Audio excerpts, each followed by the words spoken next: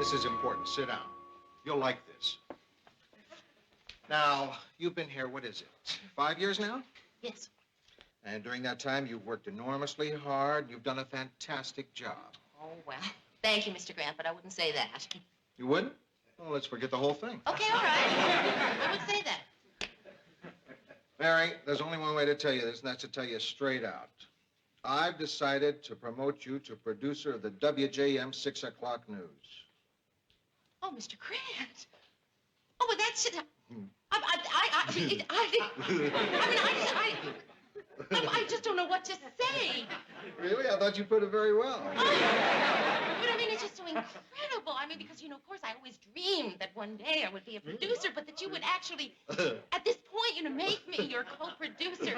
No, not co-producer. I'm making you the producer. Well, what about you? I'm making myself executive producer. Oh, that's great.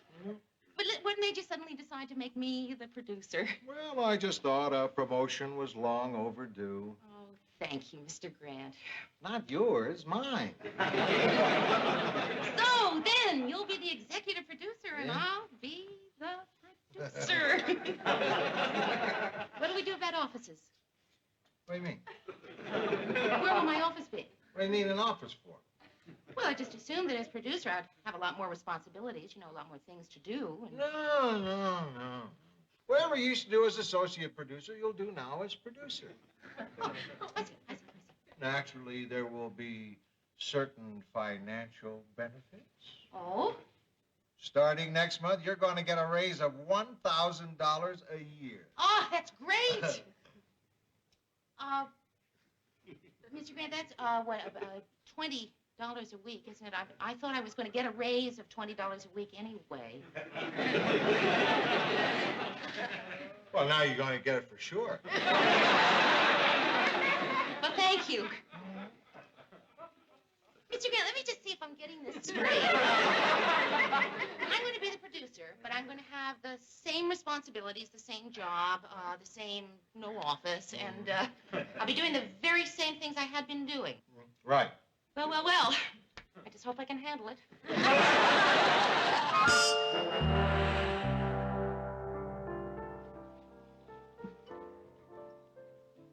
Mary? Hi, Ted. I got here just as soon as I could. Sit down. What's wrong? Care for a drink? No, thank you.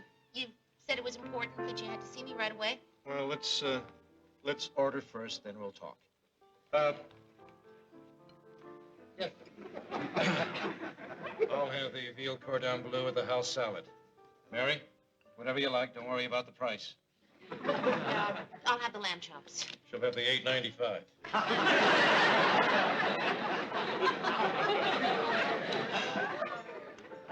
Now, Ted, will you tell me what it is? What is? Why did you call me and ask me to meet you here? I mean, you made it sound like some kind of an emergency. Have some wine, Mary. No, thank you, Ted. We'll need it for the toast. What toast? Mary? To our first date.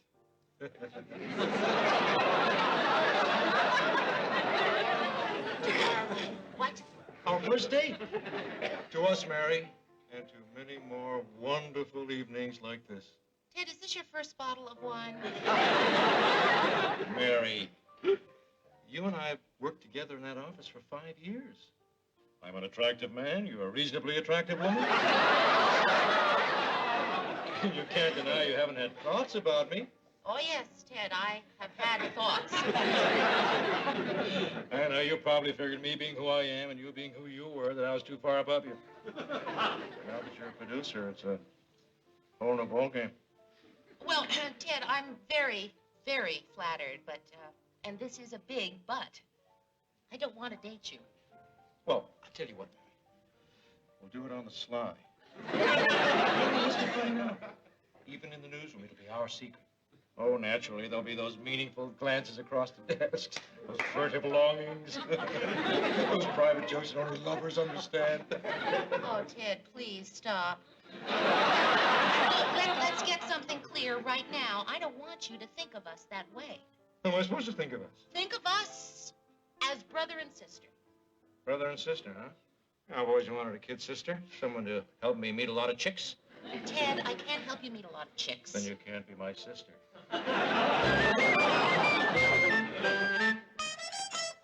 Well, thank you for dinner, Ted. It was a lovely, lovely evening.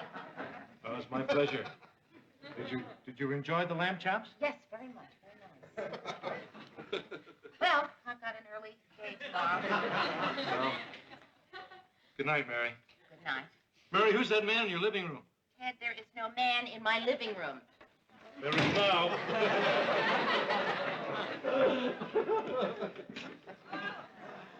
I'll have mine black, Mary. There's no coffee. Well, tea will be fine. There's no tea. Well, just a glass of water. There's no water. Mary, you trying to get rid of me? Look, Ted, it's just that I'm tired, and I've got a big day tomorrow. Okay, sure. Say no more. I'm on my way. See you tomorrow.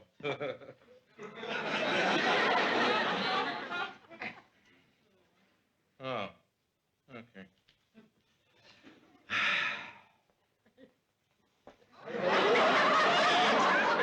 What are you doing? Don't you want me to kiss you goodnight? No. I understand you're afraid of losing control of yourself. I am not losing control of myself.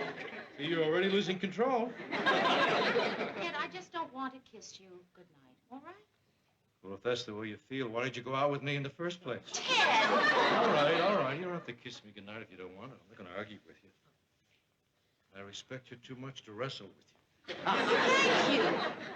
After all, you don't have to give me a goodnight kiss just because I bought you a $32 dinner. So forget the goodnight kiss. After all, what's a goodnight kiss? Just a small token of friendship. Just the way one person has of saying to another person, I like you, person.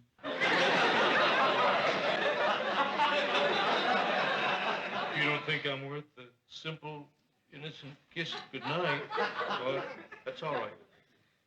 Ted, if I kiss you goodnight, will you go home?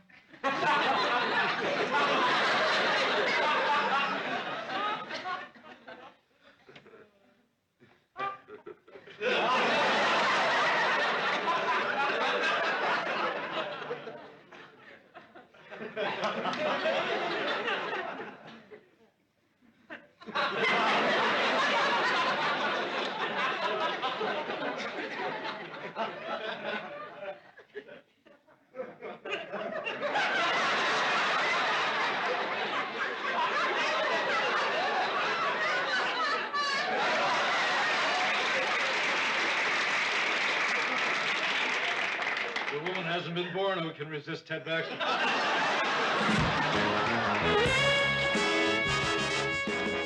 Hi, guys. Hey, where you been all day? We go on the air in 20 minutes. I told you, Lou, I was guest speaker at a veterans group luncheon. Oh, yeah. How'd it go? Great. They were sitting on the edge of their seats. Probably because of their old war wounds. Where's Mary? She's in editing. Oh, I'll just leave these candies on her desk. Maybe I ought to write her a note. Dear Mary, I'll always remember last night. Love, Ted.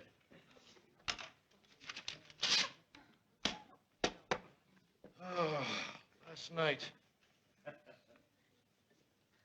Was there ever a night like last night? Mm-hmm.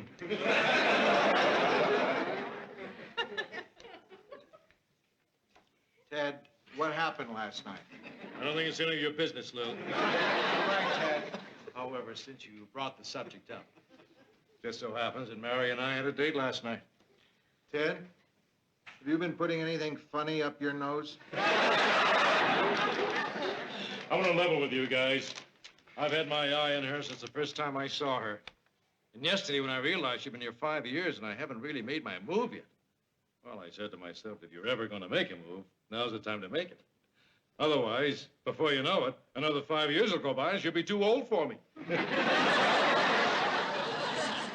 Well, what did you and Mary do on this date you had? Well, we had an intimate dinner at the Chez Antoine, then we went back to her place for coffee. You went back to her place for coffee? Well, we went back to her place, but we didn't have coffee. If you know what I mean. Mary and Ted? It's impossible. Joey Heatherton and Mao Zedong, eh? Who brought me the candy? Oh, Ted left that, and the notes. Ted. Honestly, sometimes I don't believe that man. All right. You wouldn't believe the story he just came in here with. What story? Some crazy story about you and him going out on a date last night.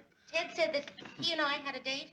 There was no date. No date. All it was. Mary, you don't have to say a word. We know Ted. Yeah, Ted's always bragging about something, and today it's you, so don't worry about it. Right, believe us. We didn't give it a second thought. Oh, hi, Mary. Say, listen, did I by any chance lose a cufflink in your apartment last night? Yeah, you did, Ted. I found it in the couch this morning.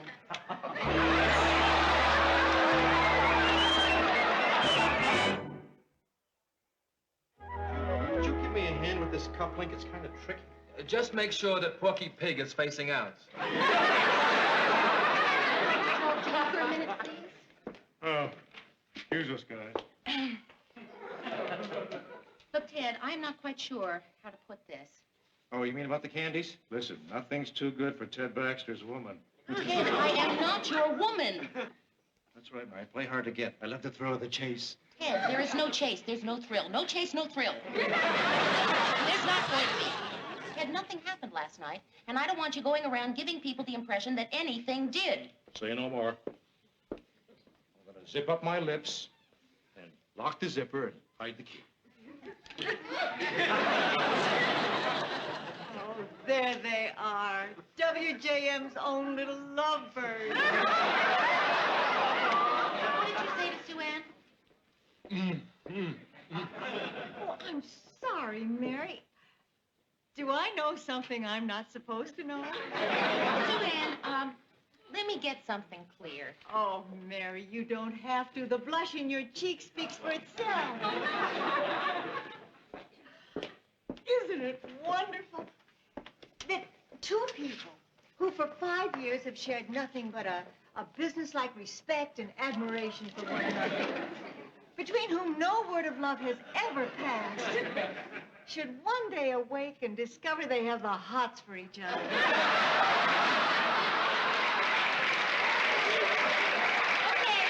all right, everybody, I'd like to say something. I don't know what Ted told you happened last night, but I would like to get it straight. Just so there's no misunderstanding. Not that it matters one way or the other, but just for the record, Ted Baxter and I did not go out on a date last night. True, we did have dinner together in a restaurant, and true, he did bring me back to my apartment, did in fact come inside the apartment, and true, I did kiss him goodnight, but there was no date. Right? Oh, sure. Good. Who said there was a date? I mean, why should we think there was a date? Look, Murray, if I were going out with Ted, I would admit it, wouldn't I? Mary, you want to come to my office for a second?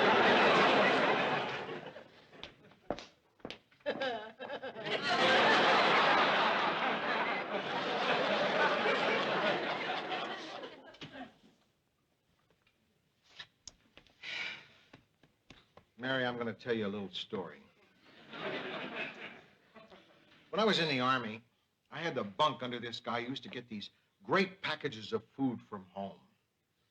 One week, he got this giant salami. And the next day, everybody in the barracks went out on this hike except me. I had the flu. Anyway, when this guy got back to the barracks, he found that his salami was missing. Now, he never accused me or anything, but I could see it in his eyes every time he looked at me. He figured that I was the one who stole his salami. Finally, one day, I couldn't take it anymore. And I went up to him and I said, Bernstein, tell me the truth. Do you think I took your salami? Do you really think I'm a salami thief? And he said, yeah. So I punched him in the nose. You see my point, Mary?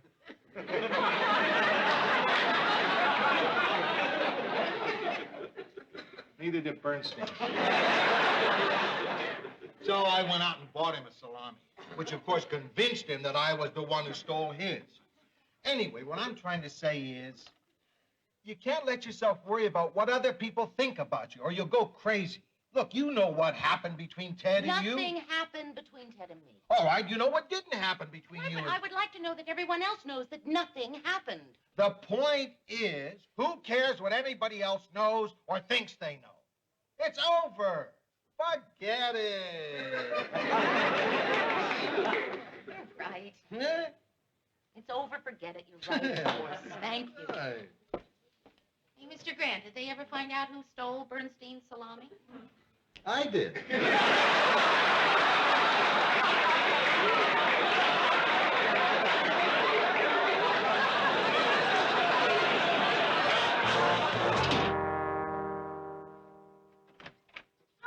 Hi, Mary. Come on in.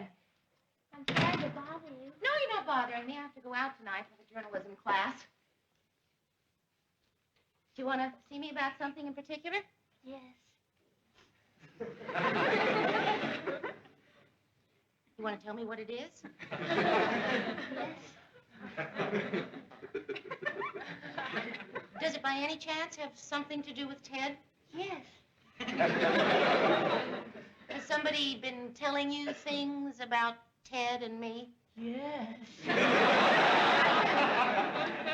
And that's what you wanted to talk to me about? Yes. Oh, wow, I'm glad I got that off my chest. Georgette, I am not interested in Ted. How could I possibly be interested in Ted? I mean, how could anybody... Georgette, what I'm trying to say is that if I worshiped Ted, I wouldn't get involved with somebody you care about. Oh, Mary, I'm so glad to hear that. Well, listen, I gotta get to that class. There's coffee on the stove if you want it. Oh, thanks. I've got to go home. Bye-bye. Bye. Georgette, could you answer that for me? Sure. Oh, hi, Georgia. I brought you some flowers. It's all right, Ted. Don't try to pretend. I can see how it is. And, Ted, maybe I'm just a fool. But I want you to know, if it doesn't work out, I'll take you back. That sounds fair. Georgette, who was that? Ted, Hi, Mayor. what are you doing here? 3 guesses?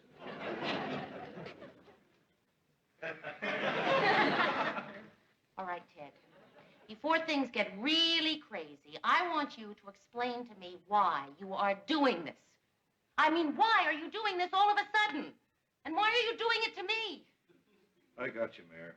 Why this? Why now? Why you? Yes, will you please tell me? Why not?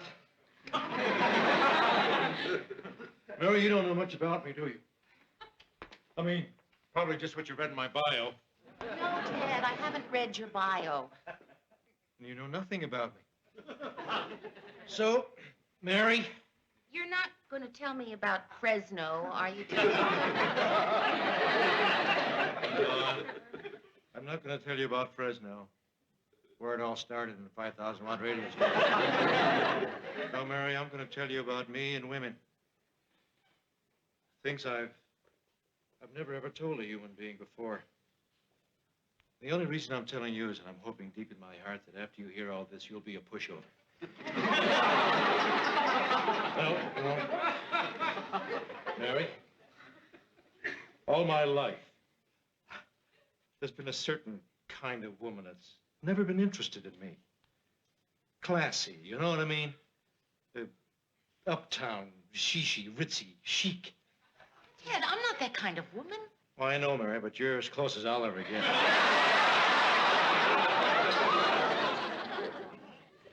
I know. Georgette's really better for me than you are. Just once, I'd like to prove that I can get the kind of girl like you. But, Ted, you didn't get me. But nobody else knows that.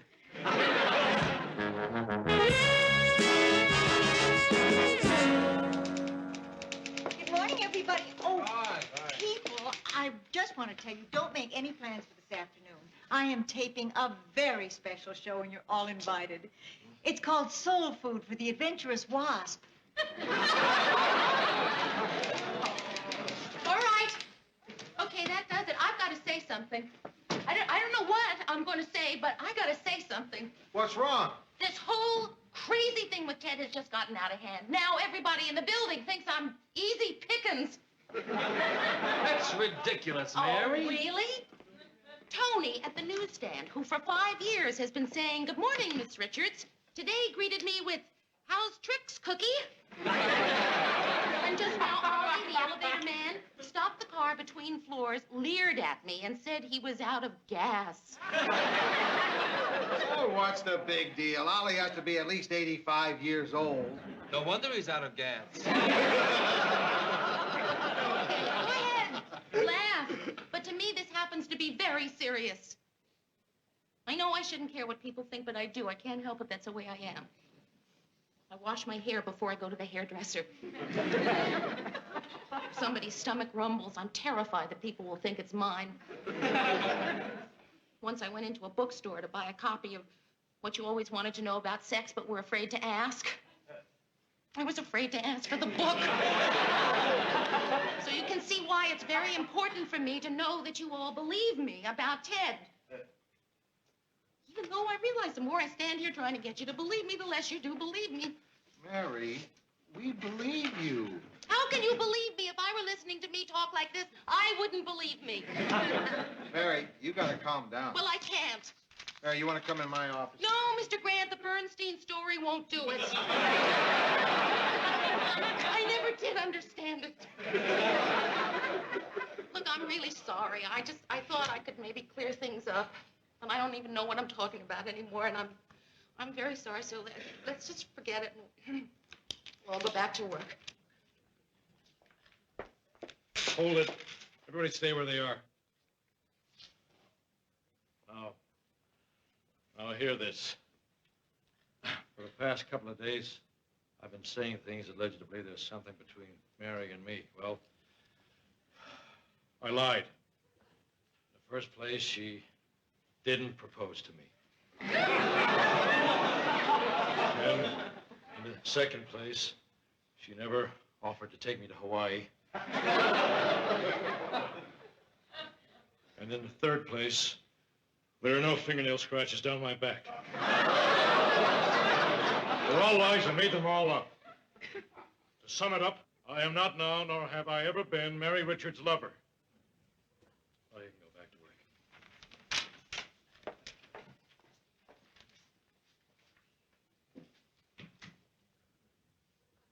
Okay, Mary? Well, I realized that was very hard for you to do, Ted. Well, nobody's gonna mess around with my little sister. And if anybody ever gives you any trouble, you just come straight to yours truly, okay? I mean anybody. Even me.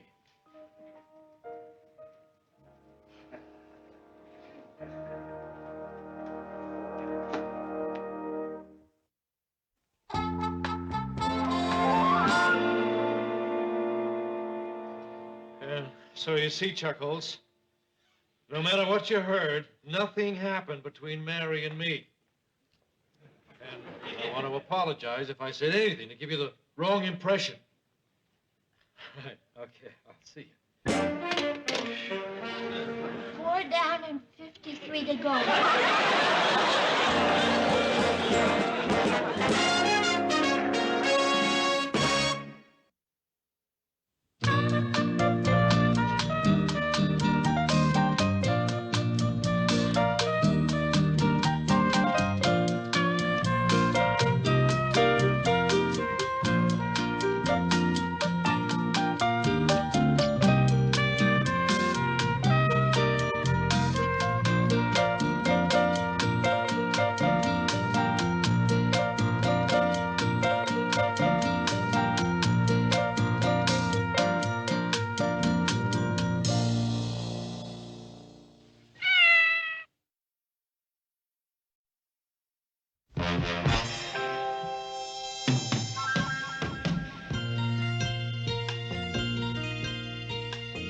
who can turn the world on with her smile,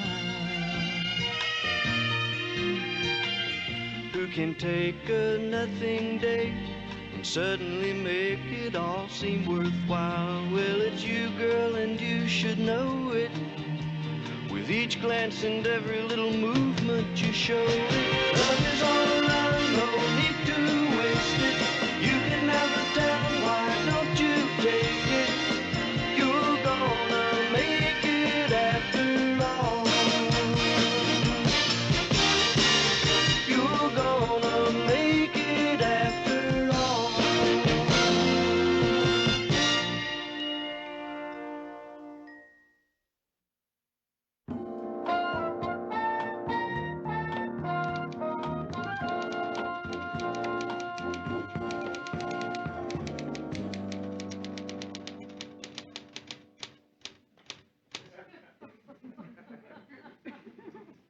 I have a provocative question. Why is the producer of the 6 o'clock news watching the writer of the 6 o'clock news write the 6 o'clock news? Because, Mr. Grant, since you made me a producer over a week ago, I just feel I should be doing something more. I'm supervising somebody. Can't you give me something to do? I don't care anything. How small or insignificant? Bye, guys. Okay, from now on, you can supervise Ted. Welcome to your first command, General Custer. Say, the newsroom is certainly redolent of coffee this morning. It's what? And you call yourself a writer? Redolent. Redolent of coffee. It means it smells. Ted, what's the book? You and your vocabulary. I'm planning to work in a few words into every newscast, give a little class. What do you think of the idea, Murph? I think it's redolent, Ted. Well, Mary, we certainly didn't wait long to get ourselves a press agent, did we? What are you talking about, Sue Ann? This piece of puffery in the TV section. News show appoints woman producer. I didn't see that. I'll bet. With this promotion, Mary Richards becomes the most important woman at station WJM. Someone around here certainly wasn't very reticent. Now, what's that supposed to mean? Reticent? Inclined to be silent? Ted, come on, I know what the word means. Sue Ann, I didn't give them this story. Although I must say, it certainly is accurate. Oh, Mary, you sweet, innocent, naive, albeit ruthless child. Mary, here's tonight's rundown. I put everything the way I want it. Bring me Murray's copy so I can approve it. Then see if you can get somebody up here to fix that squeak in my chair. Right. Mary, I know how busy a producer is. So here's a little tip. A dab of Mazola oil on Lou's swivel, and he'll be sitting pretty. Well, I'm off. This afternoon, I'm doing my annual salute to fruit. I have to go plump my prunes. Here's one for you, Mary. What's superfluous? Me. Come in. Mr. Grant. Did you get something for the squeak in my chair? No, I didn't, Mr. Grant. I am not a chair squeak fixer. You got Murray's copy? No, I thought I would read Murray's copy. I'm the producer. Yeah. Yeah, that's exactly why I made you my producer, Mary, to relieve me of that kind of chore. Yeah, and that's exactly what I want to talk to you about. I've got to tell you, you've been doing a terrific job. Well, thank you, Mr. Grant, but I don't I'm not think much that you're... on compliments, but this whole past week, you've been just great. I mean it. Well, thank you very much, Mr. Grant, but I wonder You don't if know you what know... it means to have someone you can lean on to step into a job like this, to take the worries off your shoulders. I'm one lucky guy. Well, that's really very nice of you to say, Mr. Grant. You know what the big difference has been, Mary? Since you've been in charge here, nobody's come through my door to complain or to argue about anything. Wow, has that been great? Well, sure, yes, I can see where that would be a relief. Yeah, so I just want to say to you, Mary Richards, thanks for doing the job so well. You're welcome, and thank you, Mr. Grant.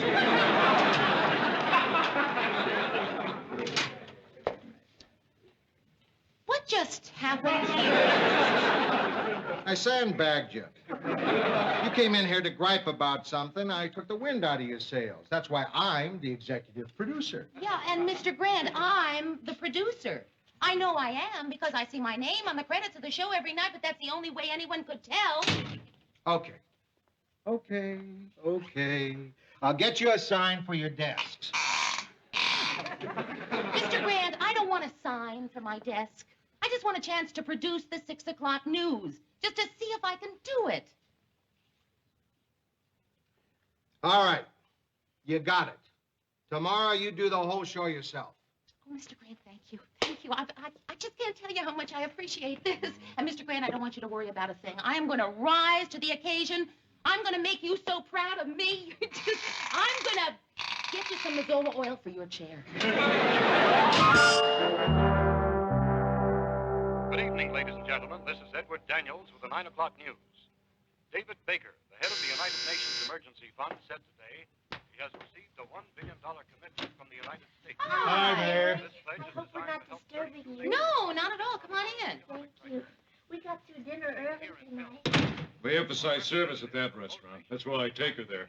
Even special orders. The girl just sings in the microphone, hold the pickle, hold the lettuce, and they hold it. Oh, I see you're watching Channel 3. Oh, yeah. They have a 9 o'clock major item newscast. in the emergency Well, it's always helpful to check the competition there. less developed nations. Dr. Harry Good blazer, Davis average voice, weak vocabulary. I'm just checking to see if there are any new stories since the 8 o'clock broadcast. Are you nervous about tomorrow, Mary? Oh, come on, Georgette. I've been an associate producer for 5 years now, a producer for over a week, and so I'm nervous. I want you to know, Mayor, that I'm one guy you can count on tomorrow. Of course, after you have that first show under your belt, there are a few improvements I'd like to discuss with you. But in the meantime, we just stop by to wish you good luck and bring you some flowers. Oh, well, thank you. Unfortunately, the florists are all closed this time of night. Why don't you buy yourself something? Fine, you can keep the change. No, thank you. What kind of improvements? Oh, just a lot of stuff to make you look good as a producer. Uh-huh. Example, the title of the show. The title of the 6 o'clock news? Oh, let's face it, Mayor. People tune in to watch yours truly. That's what it's all about. The title of the show should be The Baxter Report. No, Ted. Ted, Mary can't go making a whole lot of changes right away. All right, Mary. How about this, a new opening? An aerial shot of my car pulling up. I step out of the car, and I race up the stairs, a grim look of urgency on my face, and I race down the hall. You should think of those things before you leave the house. Ted, we are leaving the opening exactly the way it's been. All right, Mary. Have it your way. I tried to help you, but you're too lazy to think big. Come on, Georgia. No, Ted. Mary needs moral support, and I'm staying for a while. All right, I'll pick you up in about an hour. Mary, let me tell you something. You know what you are? Lascivious. Lascivious? Why would Ted call me lascivious? Correction, that's lethargic. It's on the same page as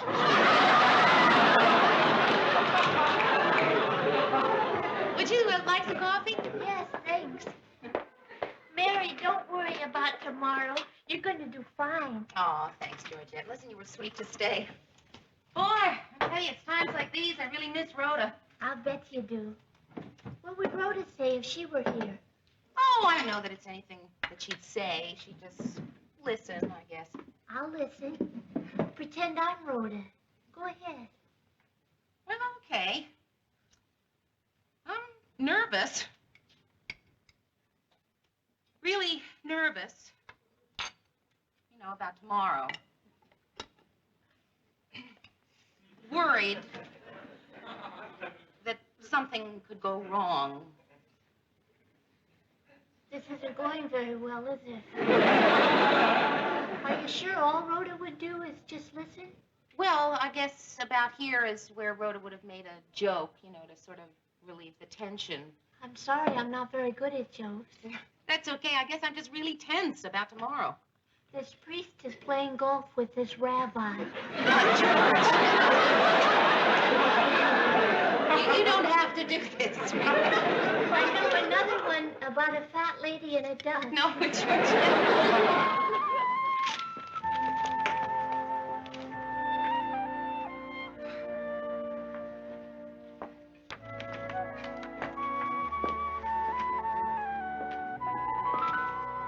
Murray, who handles the clocks?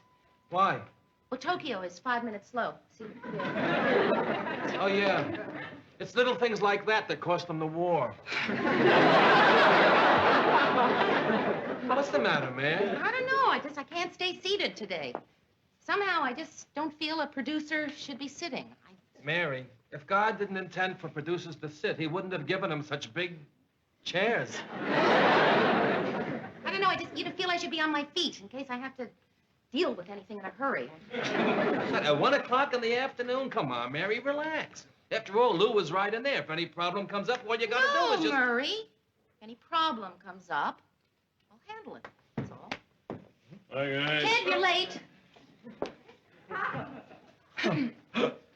I know you wouldn't care, Mary. I mean, what the heck? We don't punch a time clock around here. Well, the point is, Ted, if you get here on time for Mr. Grant, you can get here on time for me. That's...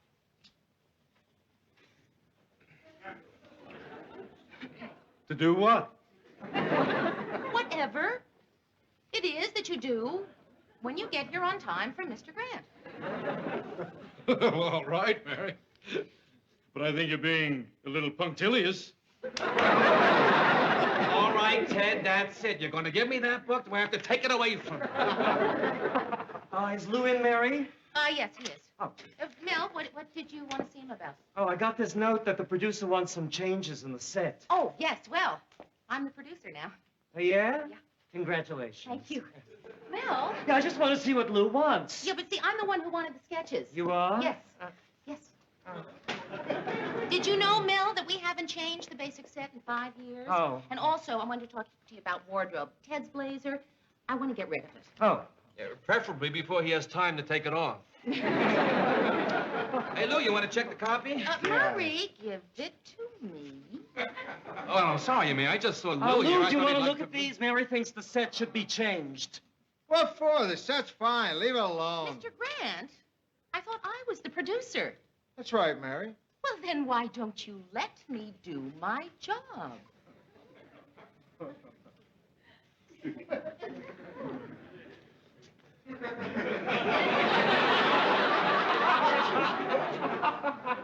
Mary, the first thing you have to learn as a producer is not to have this sort of discussion with your executive producer in front of other people. Oh, I'm sure nobody heard. I certainly didn't. Look, I'm really sorry, Mr. Grant, but you are not letting me do my job. All right. Go ahead. Do your job. You don't need any help? Fine. Well, no, wait, no, I never said that I didn't need help. Mr. Yes, Grant. you I did, just- Mary, and everybody heard you. Well, I certainly did. You can do everything, Mary. Good for you. Lots of luck. You'll need it. Well, Mary, I guess that'll teach you to be bellicose. So,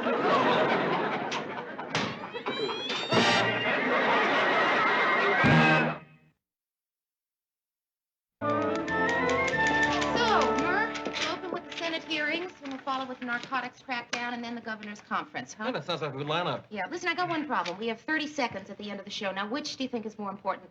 The birth of the baby rhinoceros at the zoo or the California grape pickers strike? Well, it depends on whether you're a rhino or a wino. Well, so the inmates really are in charge of the asylum. Oh, Sue Ann, I had nothing to do with that article. Mary, believe me, I'm proud of the way you haven't been disheartened by those who murmur that you've sacrificed your femininity to your ambition. Actually, Sue Ann, I haven't heard anyone murmur that.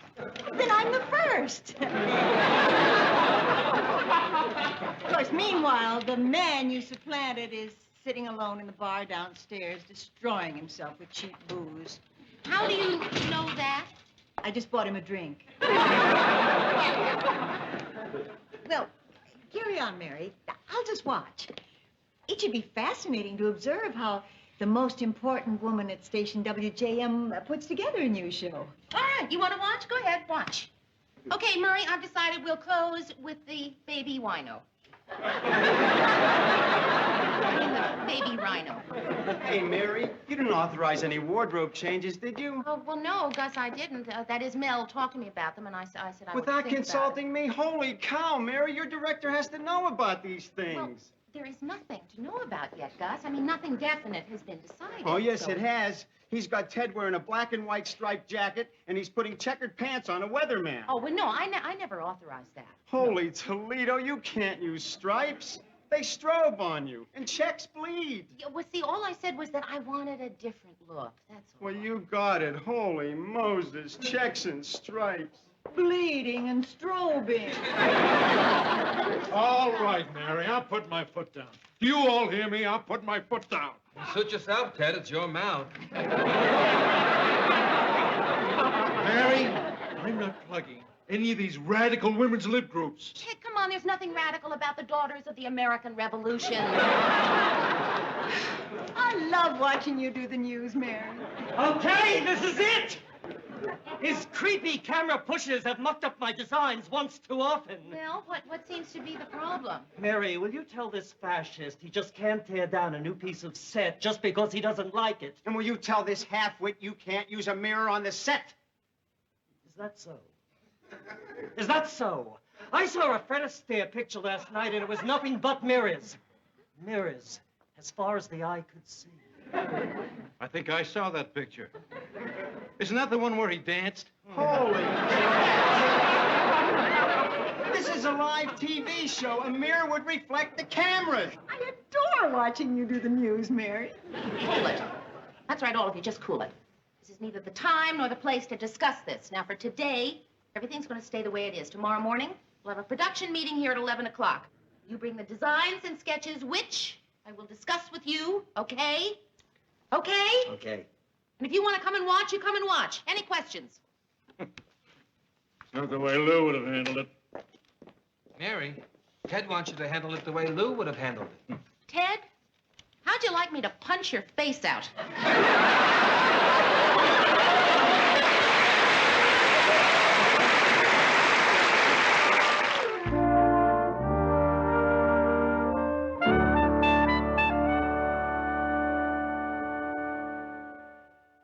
And I'm telling you, the greatest college football team of all time was Army 1944. Nebraska, 1972. How do you say that, fella? Army had the greatest backfield that ever was. Nebraska, 1972. Hi. Hello. Blanchard, Davis, Tucker, eh? Nebraska, 1972. Oh, nothing, thank you.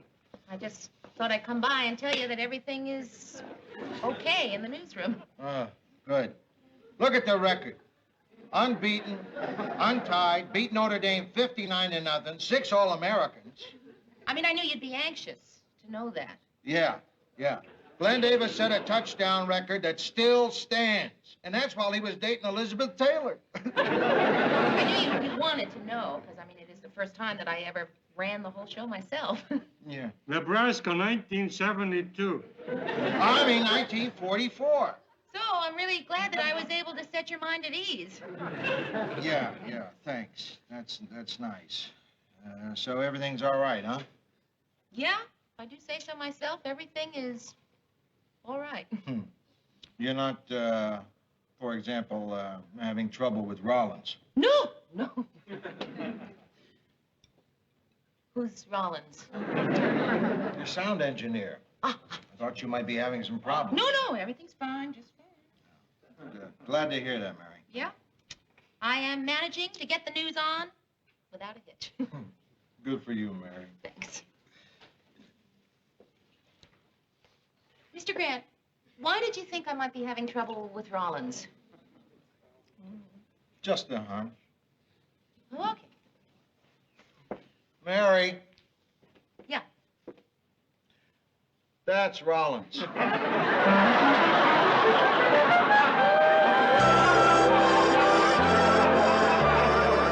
And the Clean Air Committee praised Twin Cities residents for leaving private cars at home and making the quick transit bus program a big success. Why does Ted keep frowning? Hell, he's mad at me because I wouldn't work any of his vocabulary words into the copy. Oh, it's wonderful, Mary. It's the best newscast I ever saw. Aw, thanks, Georgette. I hope they rerun it. And now a sad item. Monsignor Walter O'Rourke is dead at 87. Until his retirement in 1958, Monsignor O'Rourke served the Twin Cities Diocese, where he was much beloved. Let me just say this. I didn't know the Monsignor personally, but I'll bet you he was never lethargic, redolent, bellicose, or lascivious.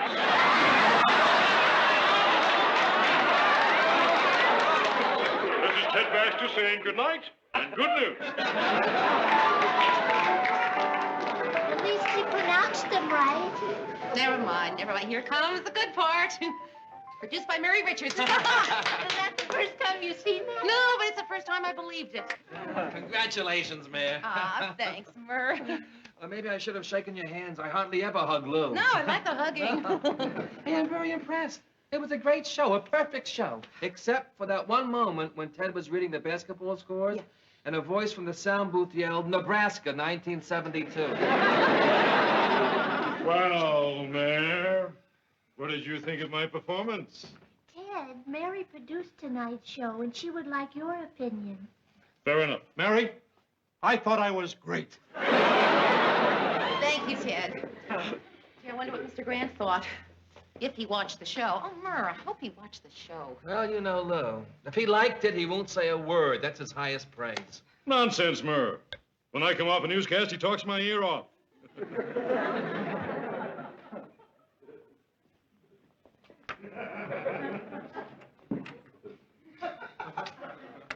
Congratulations, Mary.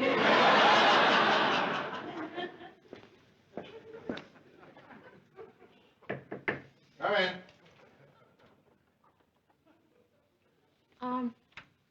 Mr. Grant, maybe I'm pressing my luck, but, what'd you think?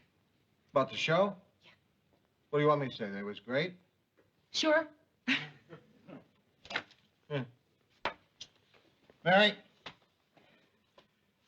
you want to know about a great newscast? In 1966, I was working at a radio station in Chicago where there was this real smart aleck broadcaster. On election night, the other guys decided to fix him. As he started to read the returns, two of the guys took off his pants and set fire to them. And Mary, I watched while that man broadcast those returns perfectly. Now that's a great newscast. And you just let that happen? You didn't help him? Sure, I helped him blow out his pants. Hey, what I'm saying is, don't expect superlatives from me. Anyway, producer, what do you care what I think? Your opinion is the only one that should be important to you. You're right. You are absolutely right. Yeah. And you want to know what I think? Hmm? I think I did a great job. I think I did a terrific job. Then that's all that matters, isn't it? Right you are.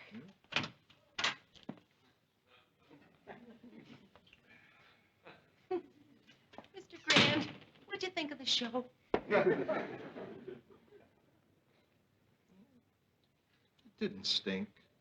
Oh, thank you, Mr. Grant.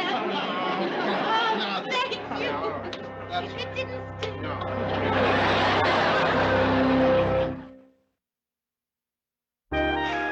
Okay. How about this? We open on military scenes, tanks, guns, planes, then cut to me in a khaki flak jacket. Ted, we are not going to change the opening of the show. Anyhow, I bet Ted can't say khaki flak jacket 3 times fast. I don't know why I waste my time on childish people.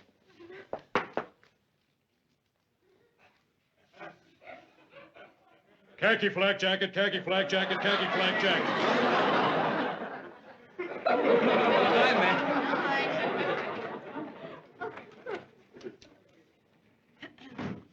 Hey, Mary. Oh, this is a big night. The first time you produced a show all by yourself. Right. Yeah, that's a cause for celebration. Hey, it is. Yeah. I think I'll go have a drink.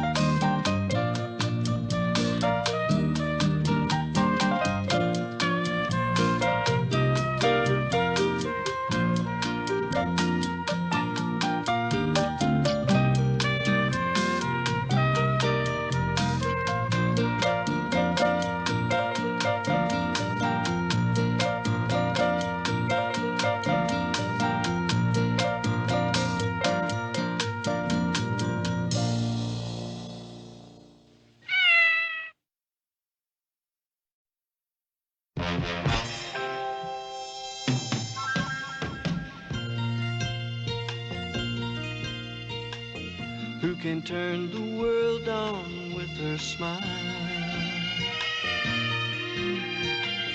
who can take a nothing day and suddenly make it all seem worthwhile. Well, it's you, girl, and you should know it.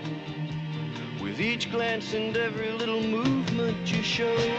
Love is all around, no need to waste it. You can never tell, why don't you take it? You're gonna make it after all. You're gonna make it after all.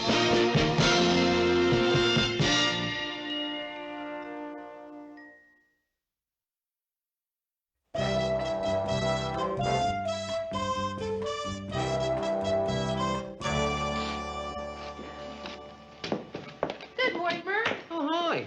And to brighten your day, I've just placed on your desk 2 humorous fillers, one of which will be loused up by Ted on the 6 o'clock news. Oh, thank you, Murray. They're my favorite part. Uh-huh.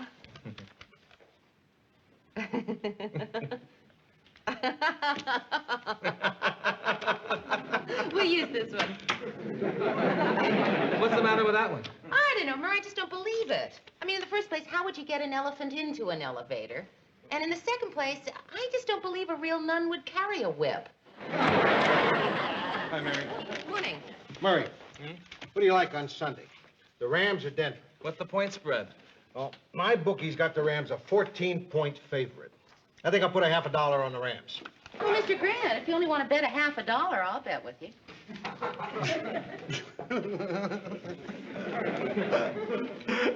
Mary, when I say $50, I don't mean 50 cents. That's just betting slang. You see, with real gamblers, $1 means $100. A nickel is 500, and a dime is 1,000. You understand? Not only do I understand, Mr. Grant, I think it's adorable. Anyway, what do you think about the Rams? Well, that's a lot of points, but they really played great in the preseason games. Yeah, I'm gonna go with the Rams. Hey, football chatter, huh? I love it when you guys do this. Now, what about Washington and the Giants? Can I play too? What? Please, haven't you noticed we've been hanging around the newsroom every time you guys talk about this stuff? You noticed it? No. I've trained myself not to see him. Well, I've been waiting for you to say, come on, Ted, talk football with us. Is there something else you can do? Yeah, that's just the point. Nobody seems to care. I have nothing to do. Never have anything to do. I'm in here at 9 o'clock, punctual as a church mouse. Quiet as a church mouse. Well, I'm not noisy either.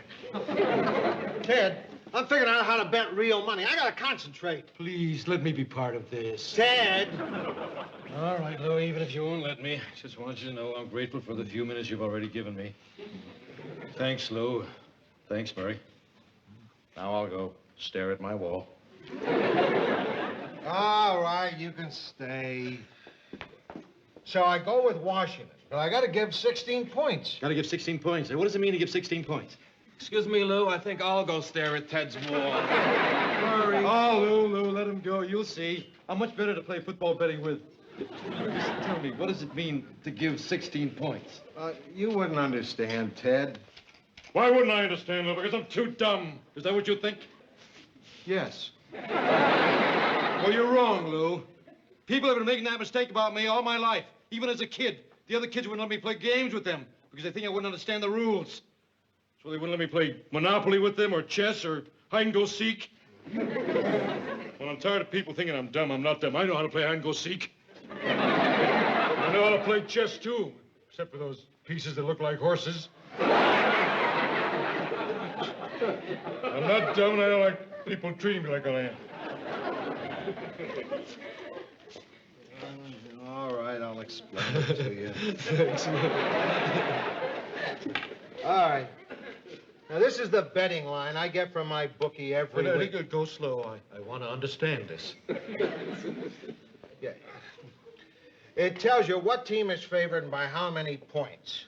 Now, in the Washington Giants game, Washington is favored by 16 points. Uh-huh. So say you bet Washington. That means if Washington wins by more than 16 points, you win. Aha. But if they win by less than 16 points, you lose. Aha, aha. You understand? No.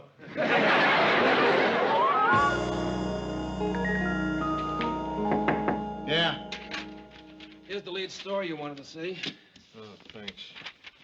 You didn't have a good day yesterday, did you? I lost all 3 games. I never should have bet Washington. A little voice in the back of my head kept saying, don't bet Washington, don't bet Washington. So why did you bet Washington? Because a voice in front of my head said, dummy, you gonna listen to a voice in your head? Yeah, we had an unlucky day, didn't we? What do you mean, we? No, you know how I love to gamble, but since I promised Marie I wouldn't, I get my kicks watching you. I mean, when you win, I'm happy. And when you lose, I'm twice as happy because it wasn't me. Hi, Lou. Lost $150 yesterday, didn't you? Yes, Ted. Murray, who do you like next Sunday, Denver or Pittsburgh? Well, I won $180. You want $180 on football? That's right. Bet 6 games at $90 a game, won 4, lost 2. See, here are my bets. You bet all these teams? Of course. See, once you explained that point thing to me, I got to thinking. They're all professional teams, right? I mean, anything can happen in football, so I invented this system. I bet the underdog in every game the bookie gave 11 points or more. Very scientific system. Well, why did you pick 11? It's my lucky number. You're telling us that you actually gambled all that money yesterday? That's right. Who'd you bet with? Myself? Yourself. Sure, I just put it on paper. Well, Ted, if you were just making imaginary bets, how come you only bet $90? Why didn't you bet 100? Oh, I'd have been too nervous to enjoy the game. Mary, could you come in here for a minute? That's a great idea, Ted betting with himself. And if he doesn't pay, he can hire someone to beat himself up. Yes, Mr. Grant. Look, Mary, could you do a personal favor for me and cash this check for me at the bank? I kind of took a beating in the football games yesterday, and I got to pay the guy this afternoon. Yeah, sure. Yeah. Mr. Grant, you know, I'm kind of curious about something. Mm-hmm. Why do you gamble? What do you mean? Well, look, I'm not going to say the obvious things that people always say, you know, about how only suckers gamble. How you can't possibly win because the odds are stacked against you. How gambling is really another form of addiction. Because I'm sure an intelligent person like you must have a very good and compelling reason to do it. And I'm sure that once I hear it, I'll say to myself, well, you silly goose, why didn't you think of that yourself? Look, Mary, if you don't want to go to the bank for me, just say so. No, I didn't say that. I just wondered why you gamble. You know, I just really like to know. All right. You want to know why I gamble? I'll tell you. Because it's fun. Look, I can get anybody to go to the bank for No, me. Mr. Grant, I didn't say I wouldn't go. I just wondered why you put yourself through this agony week after week. Because I'm having a good time.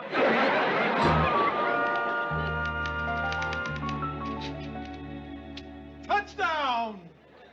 Another great day for the system. Won 6, lost 2. That means after 5 weeks of betting, Ted Baxter has won $2,200. Ted, it's not real money. Well, it's still better than nothing. I wonder how Lou made out yesterday. Hi, Lou.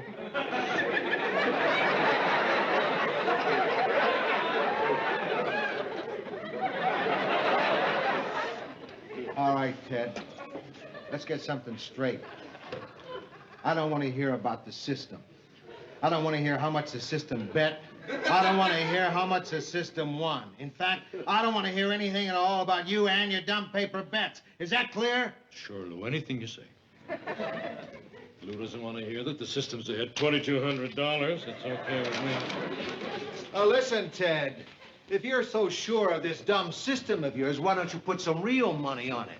Well, it so happens I've been thinking of betting some real money. You're going to bet some real money? That's all right. I just may do so this week.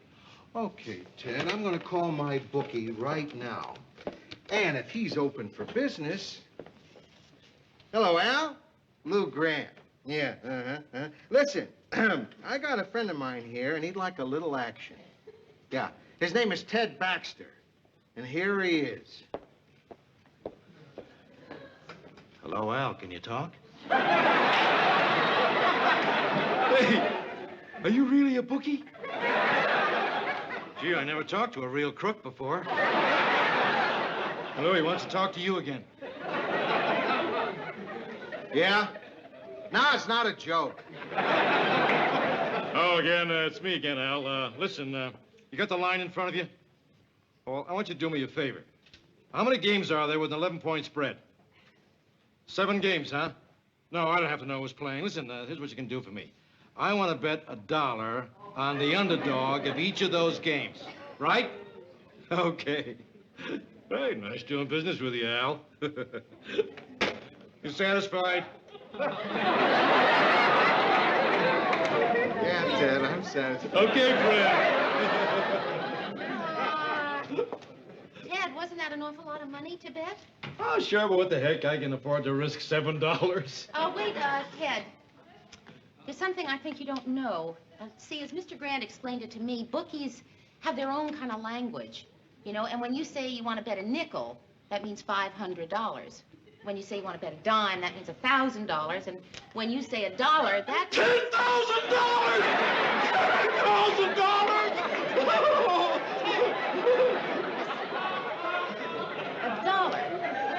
$1 means $100.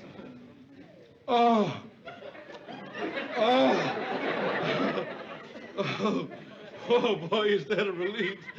Oh, thanks, Mary. I bet $700! Can you believe it? Ted made $500 on that dumb system of his. He won 6 out of 7 of his bets yesterday. 6 out of 7 bets. Yeah. What did he say about the one he lost? He took it very well. He just looked up to heaven and said, "That's okay. Nobody's perfect." Mr. Grant, have you gone over the budget the station manager was supposed to have it Friday? Soon, Mary, soon. Yeah, well, that's what you said a couple of hours ago. Well, now I'm confirming it. Hey, look, guys. I just put Al the bookie in that bar you sent me to. He paid me off in $100 bills. He calls them Benjis. Get it? For Benjamin Franklin? 5 new crisp Benjis. I've already made my bets for next week. What are you going to do, Lou? I don't know, Ted. Come in with me, Lou. We'll be partners in the system. Ted, will you leave me alone? You're prejudiced, Lou. You know what? That's what you are. I mean, if Murray thought of the system, or Mary thought of the system, or Malcolm Greblev thought of the system, you'd be thrilled to go in on it. Malcolm Glebler, who's that? A total stranger. Mr. Grant, I just ran into the station manager, and he really wants that budget. Yeah, Mary, I'm busy. Hey, Lou, look, why don't you go in with Ted for 1 week? I mean, what do you got to lose? Come on, Lou. Well, I guess I can't do any worse than I've been doing. All right, Ted. Great. You won't regret it. Yeah. Here are the system's bets for next week. Mr. Grant, the teletype machine... Mary, I'm busy. All right, Ted, bet whatever you want. I'm in for half. Okay. Mr. Grant, come into your office.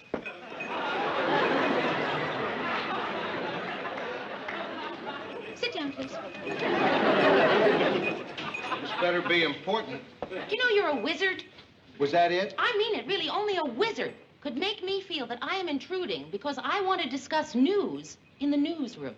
No, Mary, you're not intruding at all. Mr. Grant, these bets are becoming an obsession with you. And I realize it's none of my business, except that it's getting really hard to get any work done around here. Are you jingling? What? Are you wearing bells on any part of your body? Put them on my belt.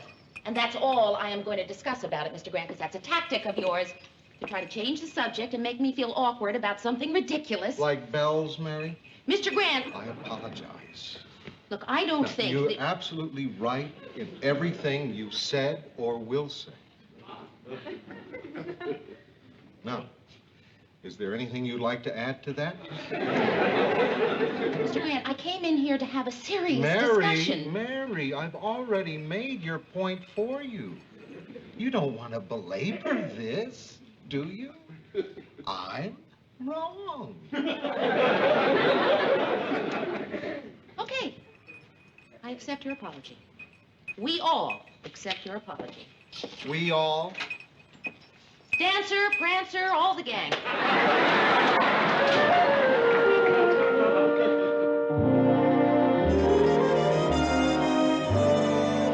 right, let's add $15 a week more for the remote crew. Yeah. Hey, Lou, I picked up this week's winnings. I'll put it in the system's bank account this afternoon. 2 Benjis, 1 Ulysses, 3 Alexanders, and 4 ABs. That's Lincoln. Oh, Thanks, Ted. Isn't it wonderful? I'm not only making money, but I'm learning a lot about American history. Oh, by the way, Lou, I got the betting line in the playoffs. Looks like the system won't be able to make any more bets from here on in. There won't be any more spreads with over 11 points. But we'll do it again next year. It's such a wonderful thing we're doing. Ted, don't make it sound so noble. Well, it is noble, Mary. Do you know who's behind gambling? Organized crime. That's who. And that makes it noble? Of course. If I keep on making this kind of money, I'll bring the syndicate to its knees. As long as we do something to stop crime in this country, I'm going to keep on betting and winning. As long as there's a breath of life left in me.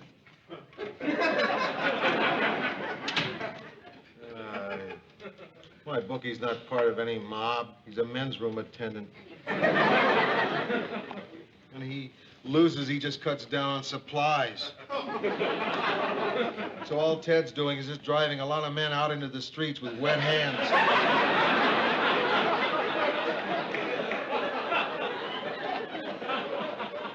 Anything wrong? Anything wrong? I'm not sure. If you're not sure, there's probably something wrong. I don't know. Suddenly I just feel a little depressed. You want to go to lunch with me? Sure. Wait a minute. I know it'll cheer you up. It is such a gorgeous day outside.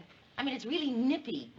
What do you say, instead of going to some stuffy restaurant, you and I go over to the rink, rent a couple of skates, and skate the lunch hour away? I've never done that on my lunch hour. And I never will. The stuffy... Right.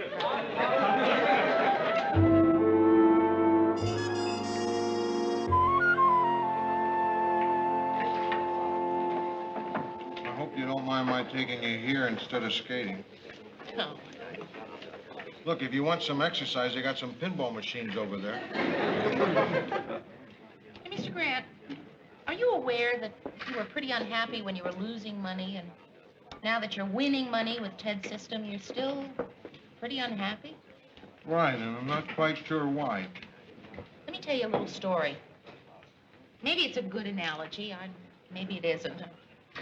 Maybe it'll make you feel better. Maybe it won't. Maybe I'll tell it well. Mary. When I was in high school, I used to love to go to the football games. You know, I'd sit up in the stands and I'd cheer old Roseburg High on. And then the next year... You started betting and you lost your shirt? No. I became a pom-pom girl. Why you stop? Well, I just thought you might want to make a sarcastic remark about my having been a pom-pom girl. No, Mary. I'm surprised when your stories aren't about you being a pom-pom girl. Okay, now I can go on. Well, the thing is, Mr. Grant, I used to get out there on the field with these 2 big yellow pom-poms. Hey, wait. I have a question. Do you call one pom-pom a pom and the 2 of them pom-poms? No, one is a pom-pom. Then why aren't the 2 of them called pom-pom-pom-pom? Well, now, of course, the whole point of my story is going to be lost. Go ahead. Okay, the point is, these were very regimented routines. And I found that my cheering became mechanical, you know, because it was controlled by somebody else. All the fun went out of it for me. Mary, you spent a good part of our lunch hour warning me against ever becoming a pom-pom girl. Mr. Grant, the thing is that even though Ted is winning money for you, You're not having the fun of doing it yourself. Yeah, maybe you're right. I got to think about that. Good. Yeah. Listen, I got to get back to the office. I have to make up tonight's lineup. All right, you go ahead. I want to talk to a guy here. Hey, Al. Wait a minute. You got dessert coming. What do they have? You got a choice, ice cream or a cigar. Pass. All right, Al. Hiya, Lou. Sit down. Say, Lou, could you do me a favor? What? From now on, could you pick up your winnings instead of that guy Baxter? Every time I pay him off, he giggles. I don't like losing to a guy who giggles and then says to me, the weed of crime bears bitter fruit. Al, he thinks you're a part of the mob. What's that about the mob, Lou? I'm not in the mob, I'm in the John. So what are you doing with all that money you're winning? Well, at this moment, it's in the bank. Gee, with the state the economy is in, you're taking a big gamble. Beautiful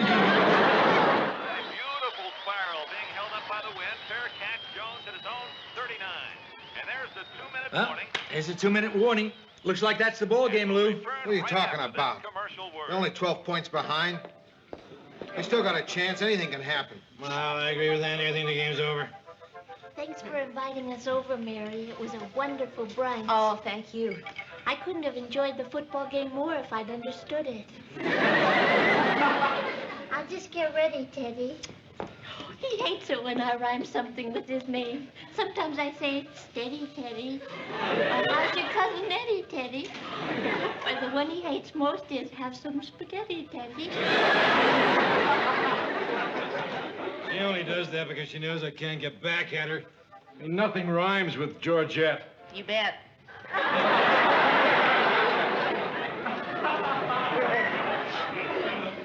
Lou, if you didn't bet on the game, what are you so nervous about? I bet it. Come on, Pittsburgh! You bet a lot? Everything. $2,000. I took all the money Ted and I made this year and bet it. Well, Ted sure is taking it calmly. I'll say. Ted doesn't know. Mr. Grant, that's terrible. You bet his money without asking him? I had to, Mary. I had to prove to myself that I was as good as Ted's sister. And it's going to be okay, just as long as Pittsburgh scores 12 points in the next 26 seconds. Well, yeah, that's easy enough. That's less than a point every 2 seconds. Come on, Pittsburgh! Come on, kill him! Hey, Mary, relax. It's only a football game. Shut up, Ted! Come on, Pittsburgh! Which one is Pittsburgh? They're the ones who just congratulated the winners. Hey, so what, Lou? I mean, what does it matter whether they won or lost as long as we didn't bet the game? Ted, I'm going to tell you something. No, not in my house. No, I had nothing to do with this, and you're going to tell him this thing in my house? Why don't you take him out on the balcony and tell him? No, I can just tell him here. Mary, sit down.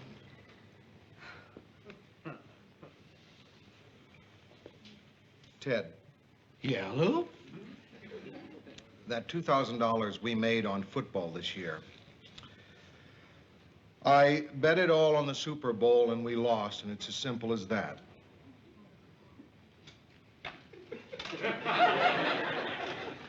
Murray's right. Maybe it's better you break it to me on the balcony. Excuse us.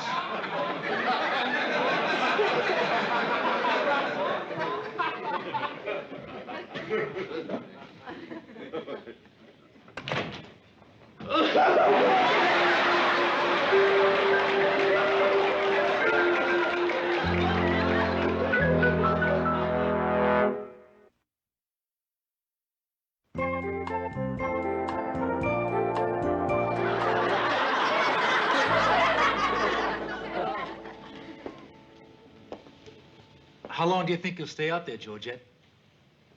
You have to understand, sometimes a man just needs to be alone. We've Ted, very often it's not his choice. I told him I'd find a way to pay him back, but I don't think he's hearing too well right now. Well, I don't know about the rest of you, but I cannot bear to see that man standing out there alone like that.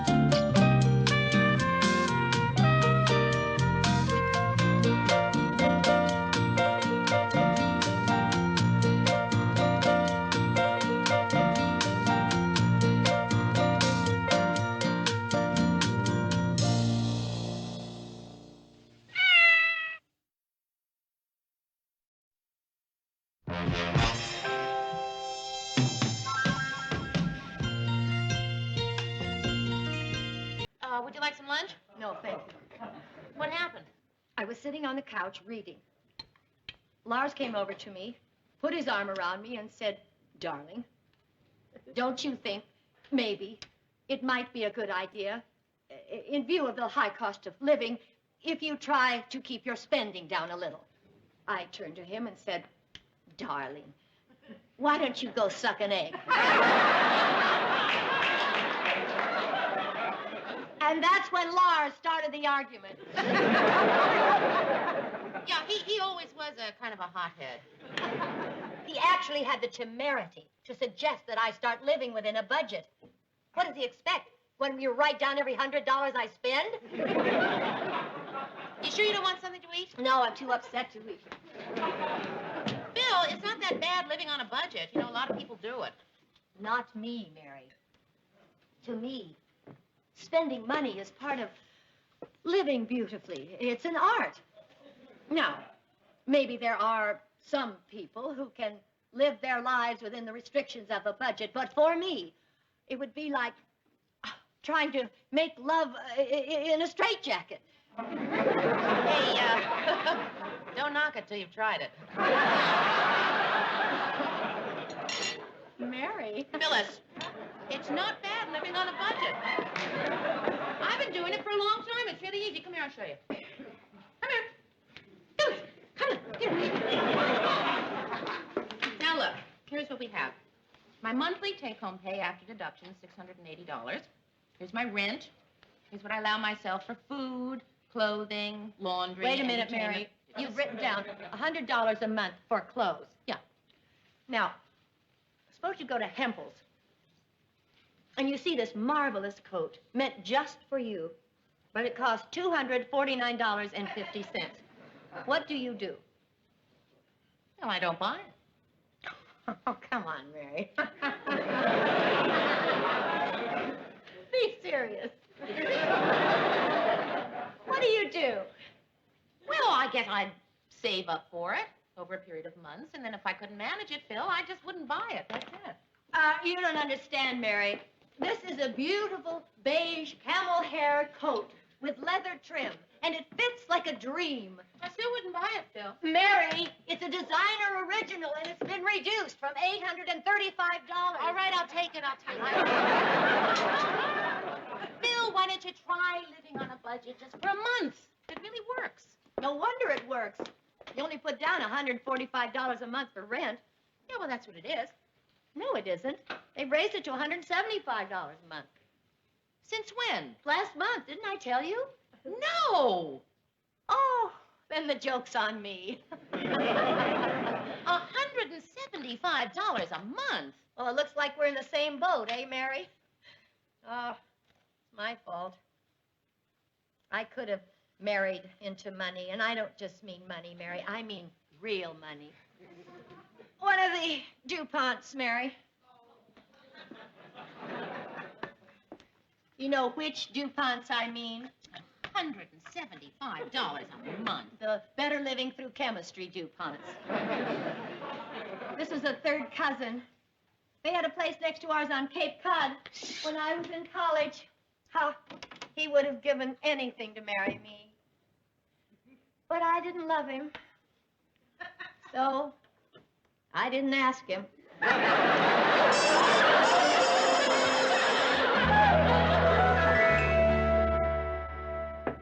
Come in.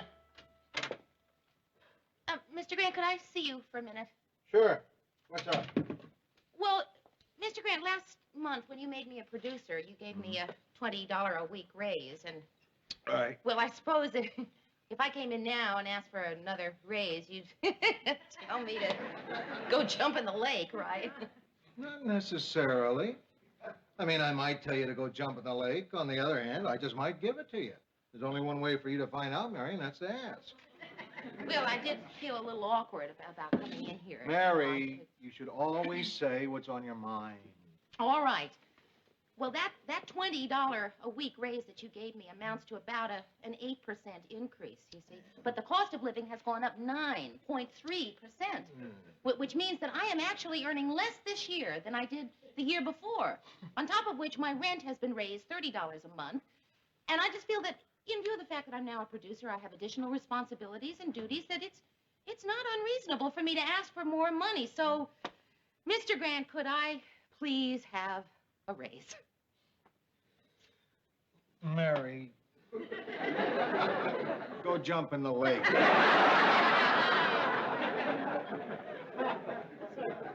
Look, we're over budget as it is. Maybe in a couple of months, maybe the cost of living will go down, you know?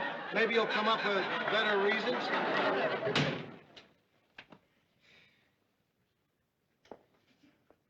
What's wrong? Oh, well, I just asked Mr. Grant for a raise, and he told me to go jump in the lake. Bummer. I just don't know how I'm going to make ends meet. And I certainly don't know how you and Marie do it with 4 kids. No, it's not so bad. We get by. Marie has started canning fruit. The girls have started making their own clothes. My son has a paper route. And last night, I held up a liquor store. I just wish I understood more about economics, you know? Maybe then I'd understand where all my money is going. No, nobody understands. I understand. You know who's got all the money today? The Japanese. They're taking over. Nice people, but everywhere you go, you see them with their little cameras taking pictures of all the buildings they're going to buy next. You know how they got all that money? While we were busy fighting World War II, they stayed home and made millions.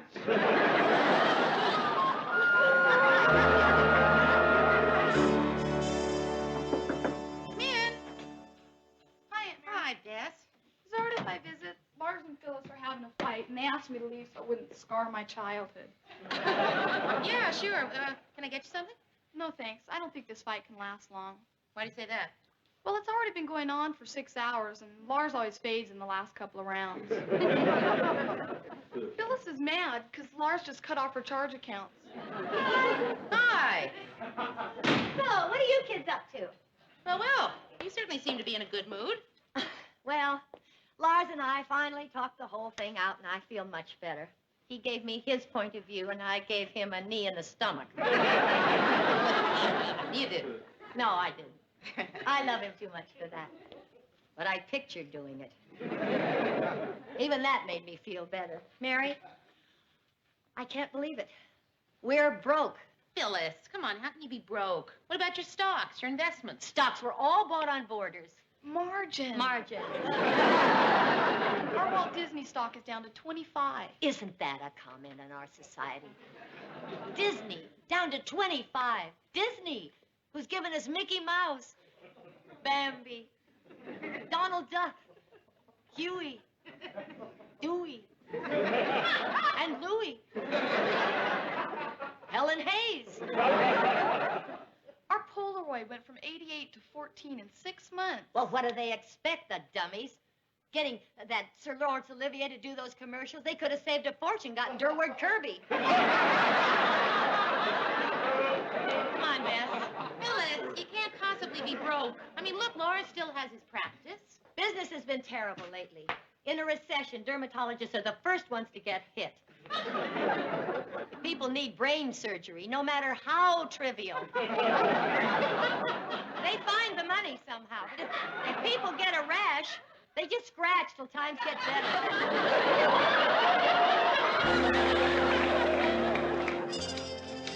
Hello, news people.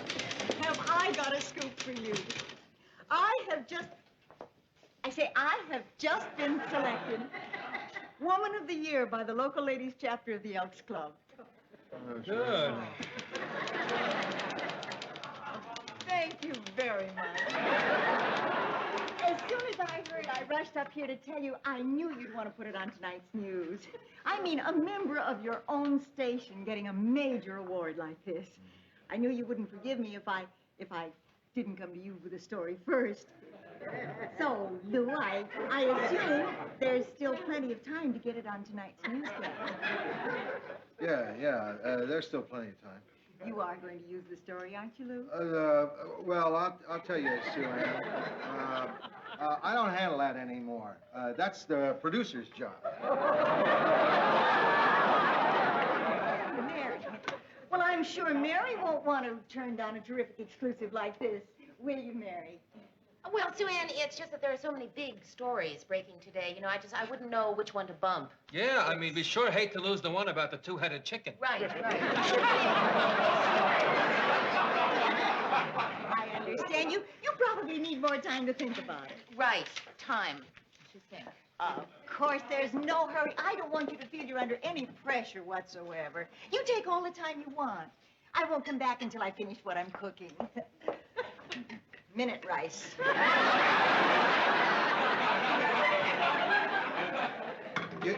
You're not seriously thinking of using that Sue Ann story, are you?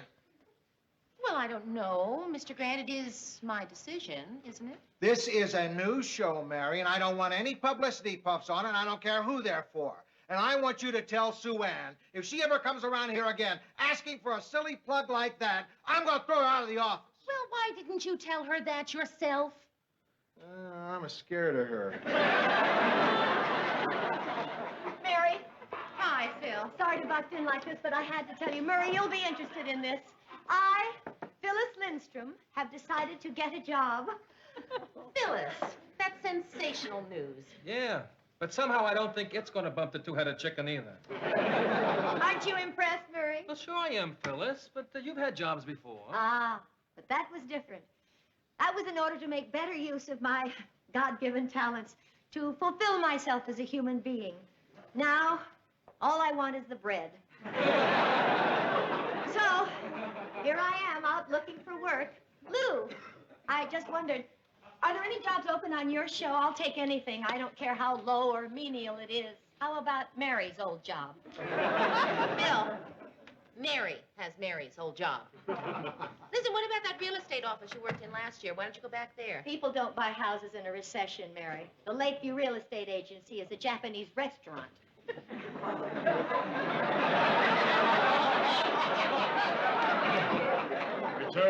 I told you. What about Chuckles the Clown? I saw him in the elevator. Are there any jobs on his show? Well, I heard they need a new Wanda Wishbone, but I don't know if you got the right legs for it. Wanda Wishbone.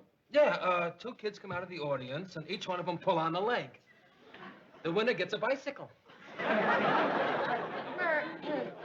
How do they decide who the winner is? I don't know. But they have to hire a new Wanda for every show.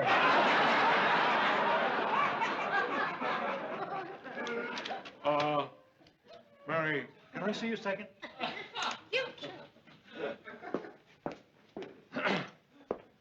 Have Phyllis and Sue Ann met since the time that Sue Ann had the affair with Phyllis's husband?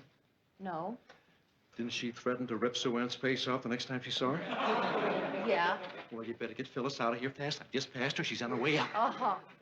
Phil, listen, why don't you and I go downstairs and get a cup of coffee, huh?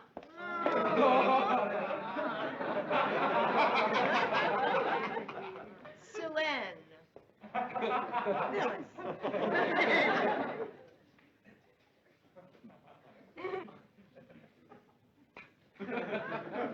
Tell me, are there any jobs on your show?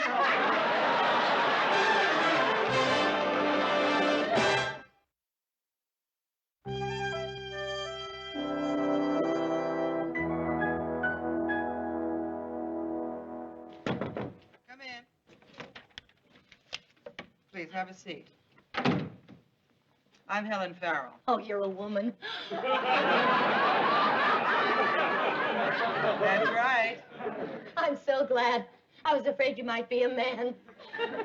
But I know that as a woman, a sister, as it were, you'll be more compassionate, understanding, sympathetic. Honey, it's been a long day. Don't bust my chops. Okay.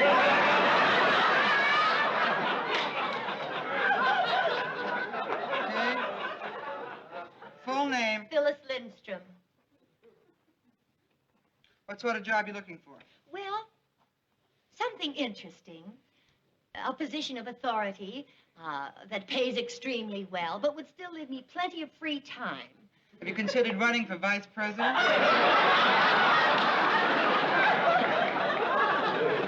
Have any special skills? Of course. All right. Computer training? No. Typing? No. Shorthand? No. Can you operate a switchboard? No.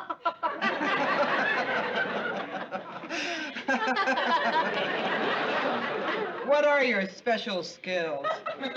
Well, I have an uncanny knack of choosing the right wine for dinner. That certainly narrows things down.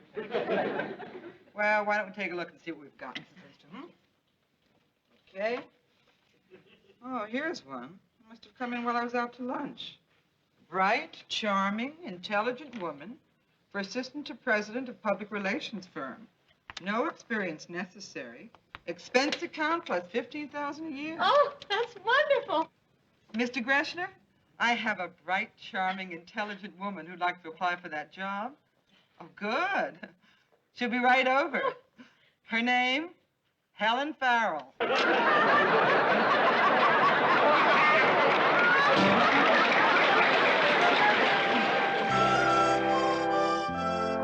Well, that's terrific, Sue Ann. You're being voted Woman of the Year.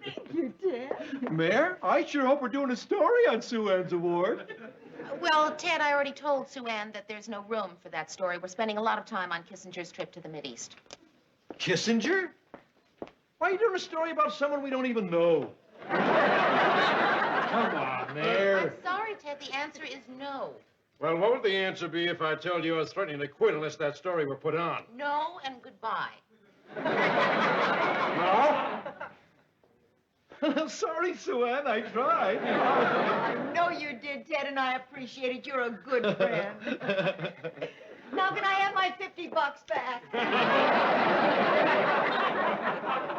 Hi. Oh, hiya, Phyllis. Hi, Phil. Newsroom. Any luck with the job? Yes, and all of it abominable. Oh, no. Mary, the film on the fire downtown got here too late for tonight's show. Oh, terrific. It's the biggest fire in 10 years and we don't have any film? Maybe we should send an artist down to draw it. I'm sure you want to hear everything that happened.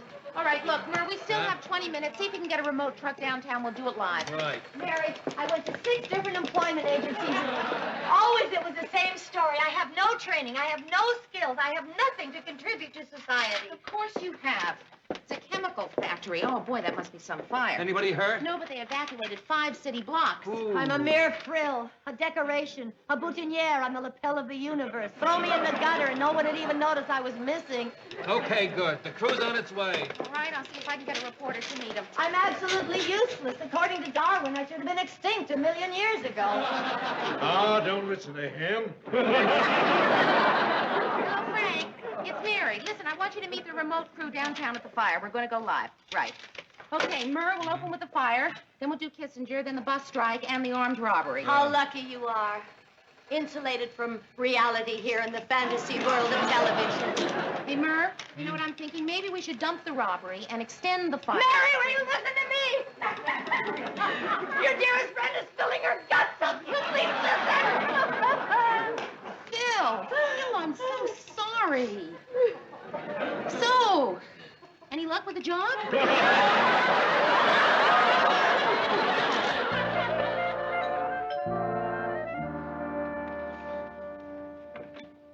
Hi, Aunt Mary. Hi, Bess. Is your mother home? She just woke up. Oh, I haven't seen her in a couple of days. I just wondered how she was. Did she get a job? No, and she's really been trying hard, too. Oh, that's too bad. Yeah. She was offered one job, a receptionist at a funeral home. But she said she'd starve before she'd wear black every day. I gotta go to the library. See ya. Bye-bye.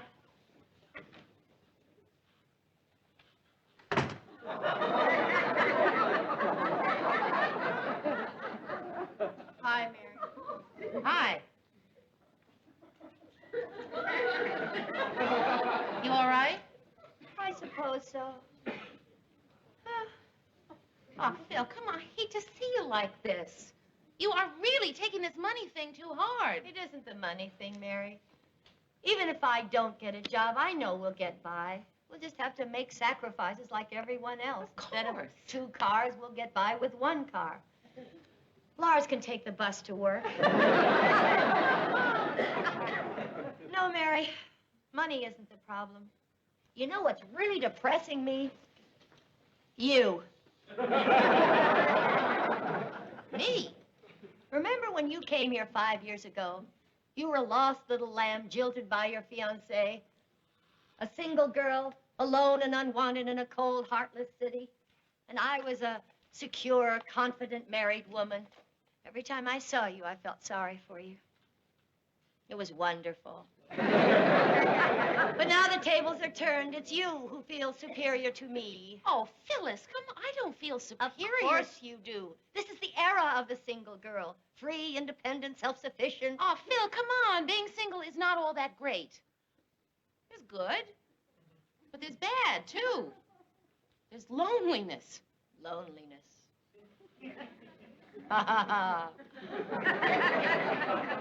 You don't know what loneliness is till you get into bed with Lars.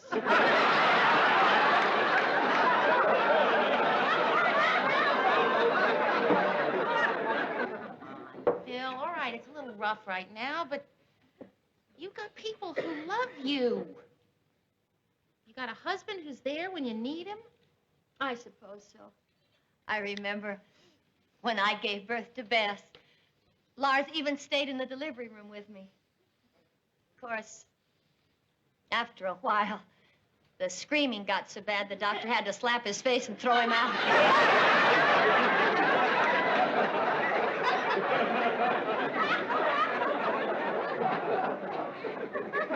But admit it, Mary. You wouldn't dream of trading your life for mine. You've got a terrific life. Phyllis, I told you my life is not that terrific. Are you saying you would trade your life for mine? Well... Would you? Be honest. Well, to be perfectly honest with you, Phyllis, no, I wouldn't trade my life for yours. It's a lousy thing to say. Oh, come on. Phyllis, nobody would trade their life for somebody else's. Would you trade your life for mine? Would I trade my life for yours? Oh, getting up at 7 o'clock every morning. Catering to the whims of my boss day in and day out. Fending off the grubby advances of my dates. And praying desperately I'll meet somebody I'll really care about. Would I trade my life for yours? No. I wouldn't. Mary. Oh. I'm sorry. Oh, you're all depressed and feeling rotten about your life now, aren't you? Well, no, I'm not feeling rotten. Just like old times. Isn't it wonderful?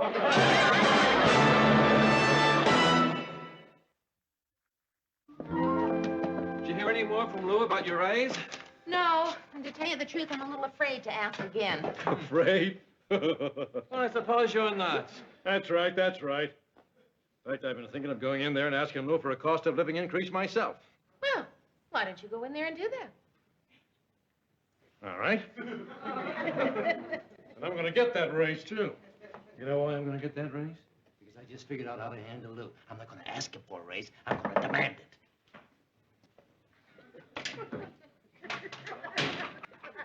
Okay, Mayor, heads or tails? What are we deciding? Which end Ted will land on when Lou throws him out of the office? Thanks, Lou. Nice doing business with you.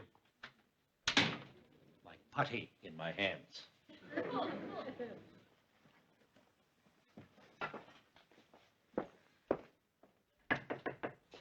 Looking for me?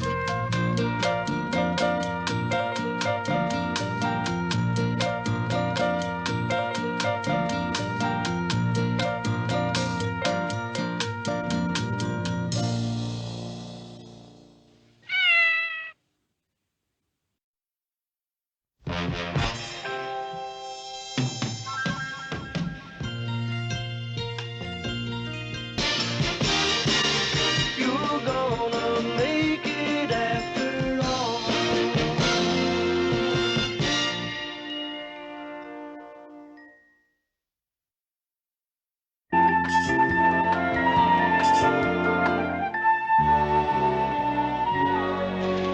Hi, guys. Hi. Hello, here's your humorous filler for tonight. I don't get this. Never mind, I'll tell you something No, else. explain it to me. I want to know. I want to understand. Explain it to me. Firemen are supposed to put out fires, but their building burned down. Probably an accident. Oh, say, Lou, I'd like to talk to you about my blazers. What about your blazer? Well, don't you think it's about time I got a new one? Something in keeping with my personality? Oh, sure, Ted. How about a white canvas one with long sleeves that buckle behind your back? See, if you want anything around here, all you have to do is ask for it. Seems like a good day to stay out of Lou's way. Right. Mary?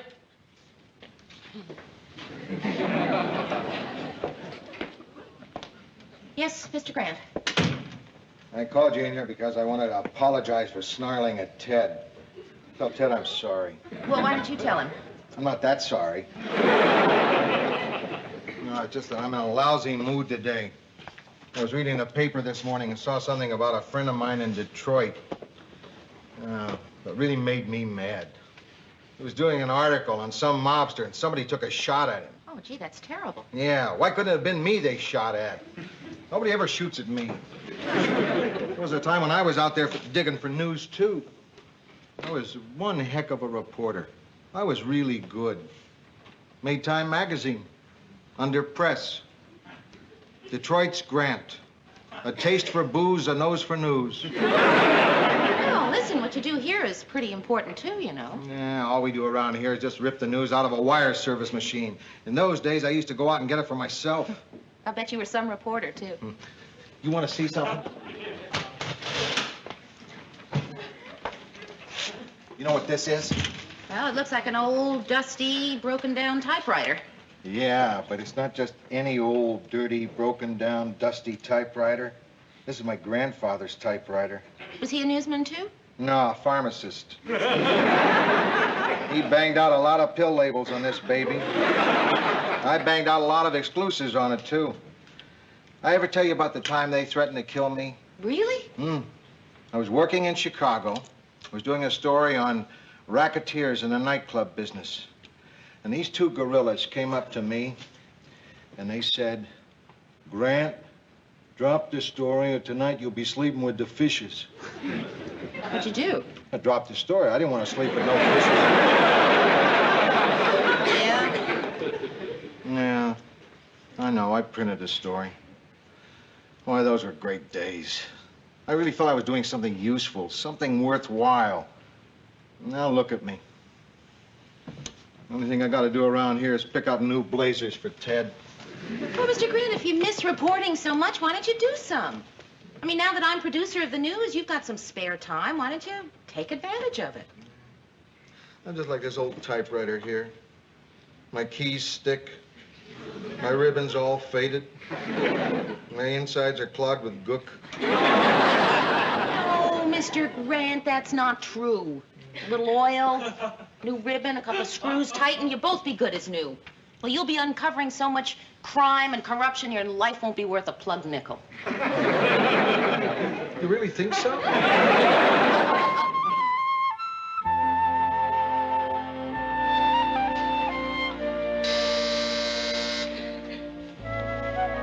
Who is it?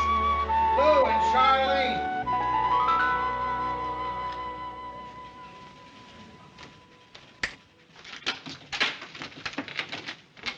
Ta-da!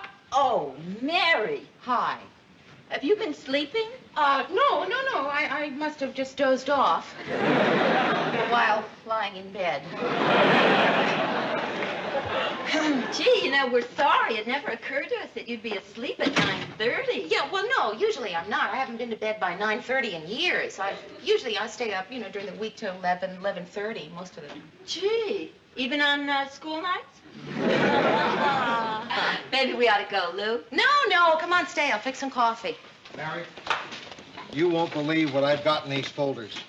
A guy over at Democratic Party headquarters gave me their files on campaign contributions in his whole area. Now, I'll bet you somewhere in here there's dynamite. All you gotta do is find it. Me? Yeah, I have to have them back there by midnight. Why don't you and Charlene go through them? There's another lead I want to follow up. I gotta meet this ex-con at a pool hall. Why are you so excited? You know how long it's been since I met an ex-con at a pool hall? But listen, what exactly are we supposed to be looking for? Just make a list of who gave what to whom, who got what from whom, and who did what for whom. But, Mr. Grant... Forget it, Mary. Just be thankful he doesn't want pictures of everybody getting it and doing it and giving it. Okay. Let's hear what everybody's got. Mary.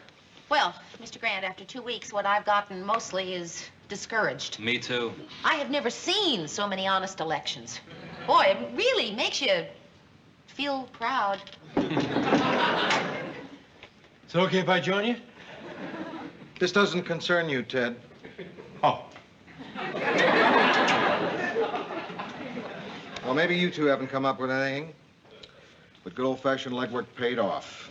I think I found our man right here. Oh, I like him. He's perfect. Can I be the one to tell Ted he's fired? Never mind the jokes. This is Charles Hartney, councilman from the 17th Ward and quite possibly the next candidate for governor. Why doesn't it concern me, Lou? Because it's just for newsroom staff, Ted. Oh.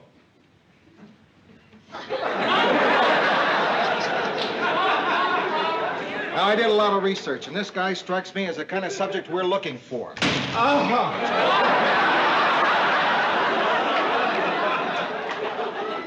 I've never heard a word against Hartney.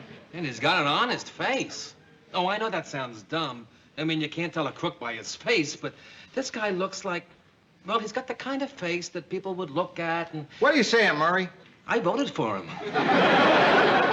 So did a lot of people. And I'll admit his record looks clean. But I've heard a couple of rumors. I'm newsroom staff, so this does concern me. Mind like a steel trap. Are you guys planning a surprise party for me? Ted, will you please get out of here? Hey, I know that guy, Harkness, Hartley or something. He's a politician. Should we invite him to the party? Oh, no, you don't, Mary. Can't fool me. I don't know Hartley. Ted, believe me, what we're doing here really doesn't concern you. Yes, it does concern me, Lou. I want to know what's going on, or I tell. Tell who? Him. Tell him what? Why should I tell you? All right. If you want to stay, stay. But this is top secret, so you be quiet. I don't even remember being here. I think he means it. What kind of rumors have you heard about Hartney? At this point, it's just innuendo, but I've got a newsman's hunch. Something smells funny to me about his campaign, and we're going to root it out. Uh-huh. We're going to dig deep. And the first thing that means is that we're subject to counterattack. We've got to be clean. So if any of us has anything in his background that could compromise our investigation, I want to know about it now. Not me. Murray. Well, Lou, when I was in college, I belonged to this organization and was arrested once during this demonstration.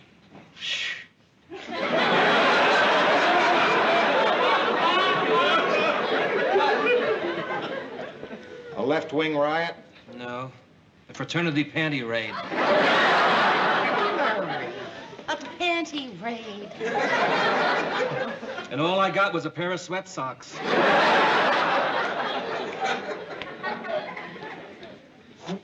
Lou, I'm pretty clean. Unless you count swinging. I do. I'm clean.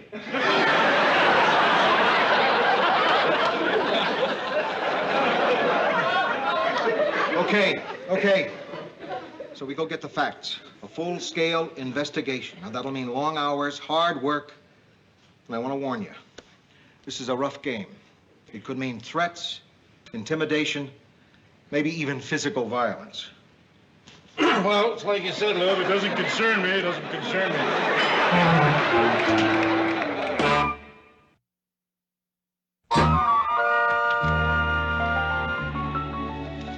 Mary, I'm expecting a visitor, an important one. All right, I'll buzz you when he gets here. What's his name? This kind of guy, you don't ask his name. He's what we call a source. He provides information for money. If anyone's got the goods on Harkney, he does. You mean you're paying for information? It's a last resort, Mary. I'm starting to get a little discouraged. In the past 3 weeks, I've checked out Harkney's income tax records, his campaign finance statements, his investments, and so far I haven't found one thing to write about. The first day I took out my old typewriter and I spent a half hour cleaning the keys. They're still clean. I have to keep my keys clean. Otherwise, the E's start looking like O's. And before you know it, Ted's announcing that the cops have arrested a pooping Tom.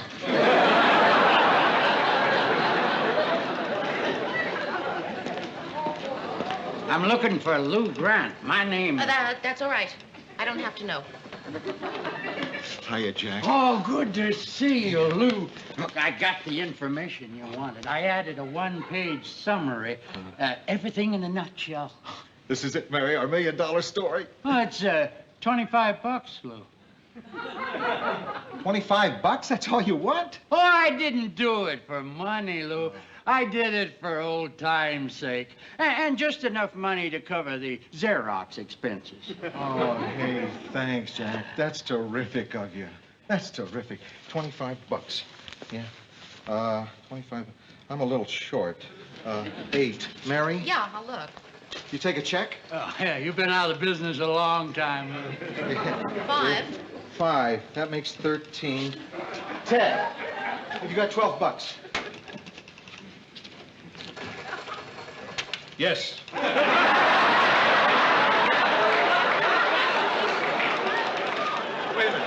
a minute. Murray! What is it, Lou? Give me $12, quick. What is this, the educational channel? Like I said, Jack, you're terrific.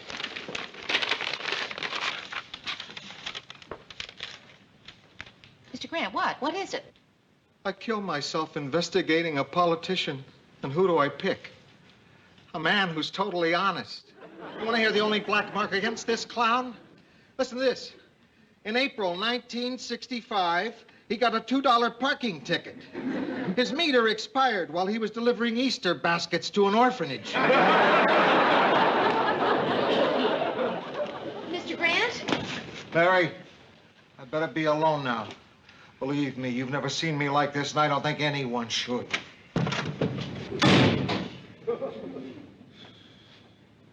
I'm going in there. Mary, don't. That's crazy. I know. Did you buzz me?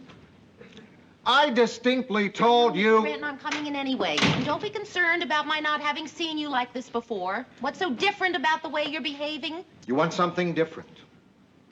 Well,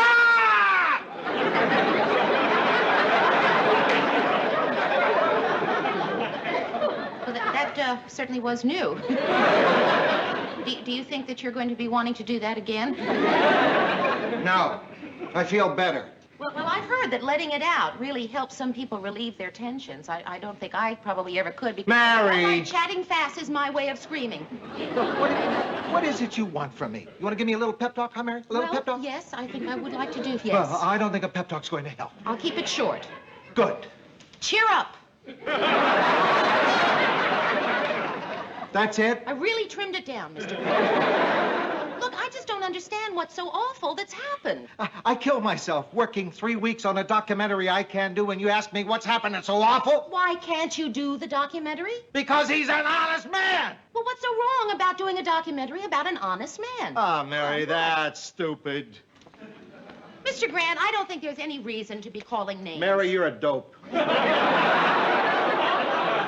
Grant, name calling isn't going to solve anything Look, here. I told you not to come in here, didn't I? You can't do a show about an honest man. People don't want to see that sort of thing. Our job is to turn over flat rocks and show people the slimy things underneath. Oh, so slimy. Well, that's what life is. I think people would love to see a documentary with good news in it. Anyway, you've spent all that money filming Harkney. You've already set aside an hour of airtime. Why not give it a try? No, Mary. The answer is no. Well, that's just stupid, Mr. Grant, and you're a dope.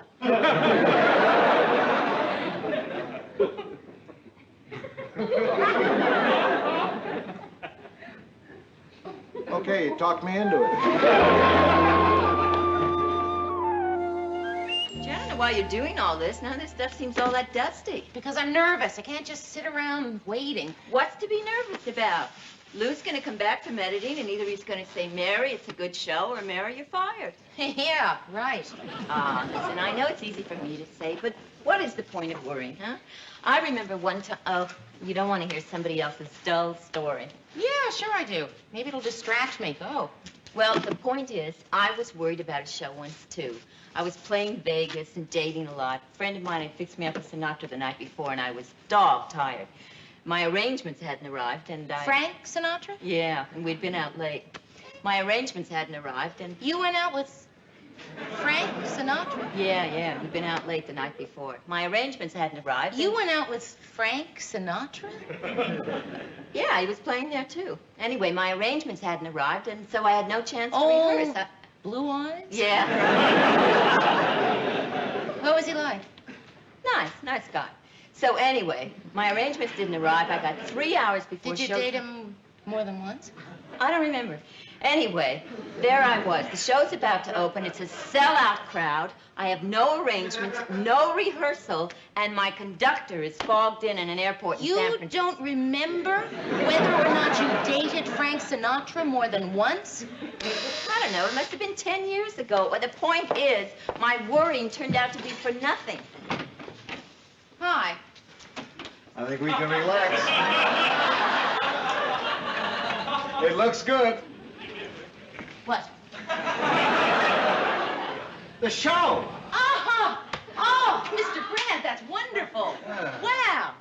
You gonna watch it with us tomorrow night? Yeah, I'd love to, but I gotta work. Oh, listen. There's a TV behind the bar. Why don't you both come and watch it with me? Well, fine with me, Mary. Yeah, sure. Oh, great. We'll bring the whole gang. Come on, I'll double park. Okay, terrific. See you then. Oh, and Mary, about Sinatra. Yeah. You know how some guys sort of get jealous about that sort of thing? Yeah. So please, don't say anything to Robert Redford. Oh,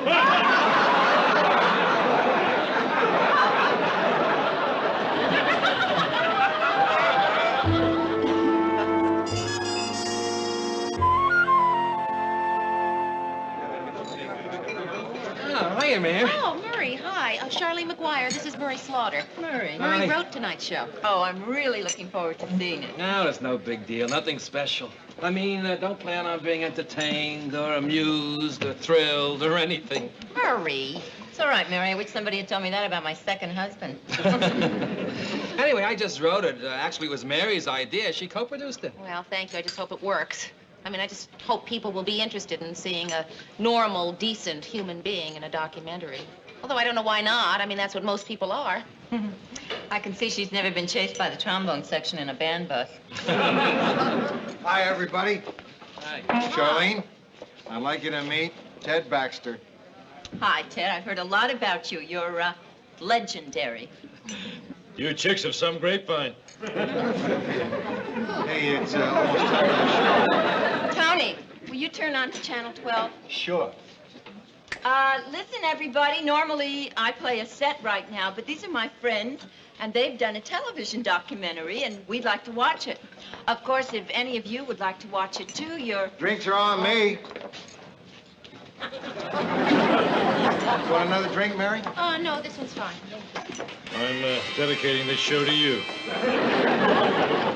Good evening, this is Ted Baxter.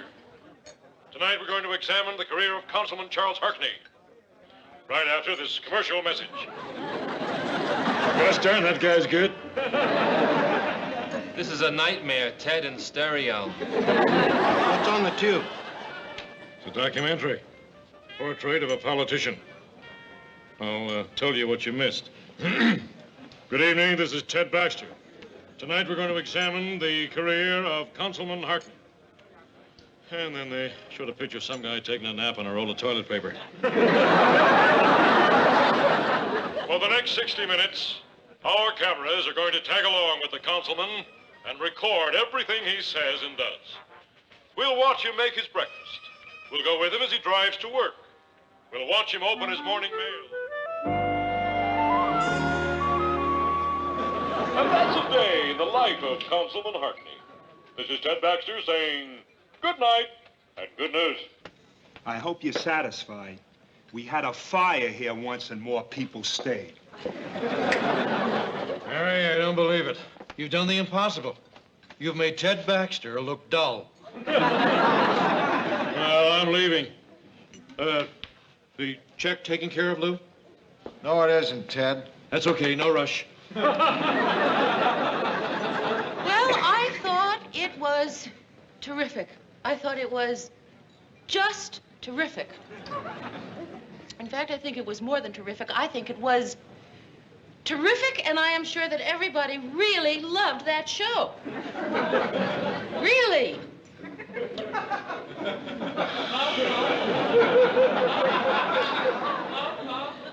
There were 20 people here. Not one of them stayed. The drunk at the bar watched for 2 minutes and then went home to his wife. Yeah, and he's been divorced for 15 years. Listen, I gotta go back to work. Well, you just listen. Just because people left doesn't mean that they didn't really love that show. It just means that they had other places to go. What about the ones who didn't finish their drinks? Not thirsty? Murray left after the first commercial. Well, Mr. Grant, I have my theory that everybody loved the show, and apparently you have another theory. What is your theory?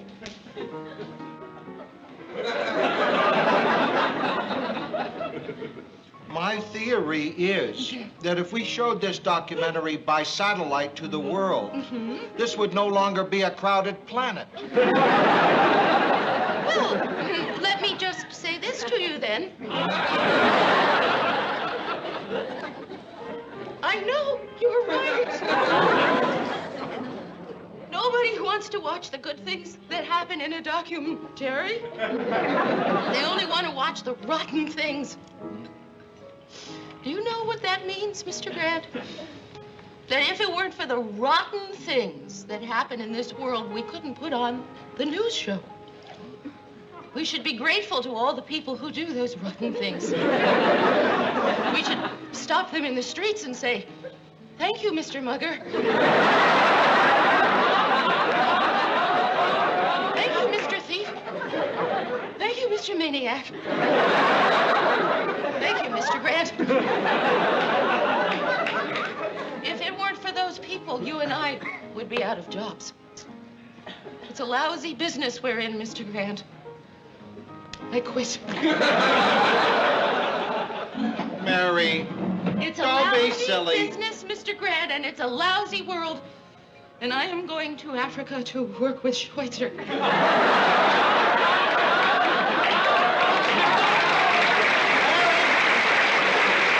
Mary! Albert Schweitzer is dead.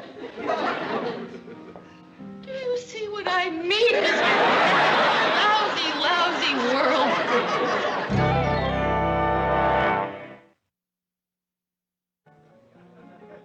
Sit down.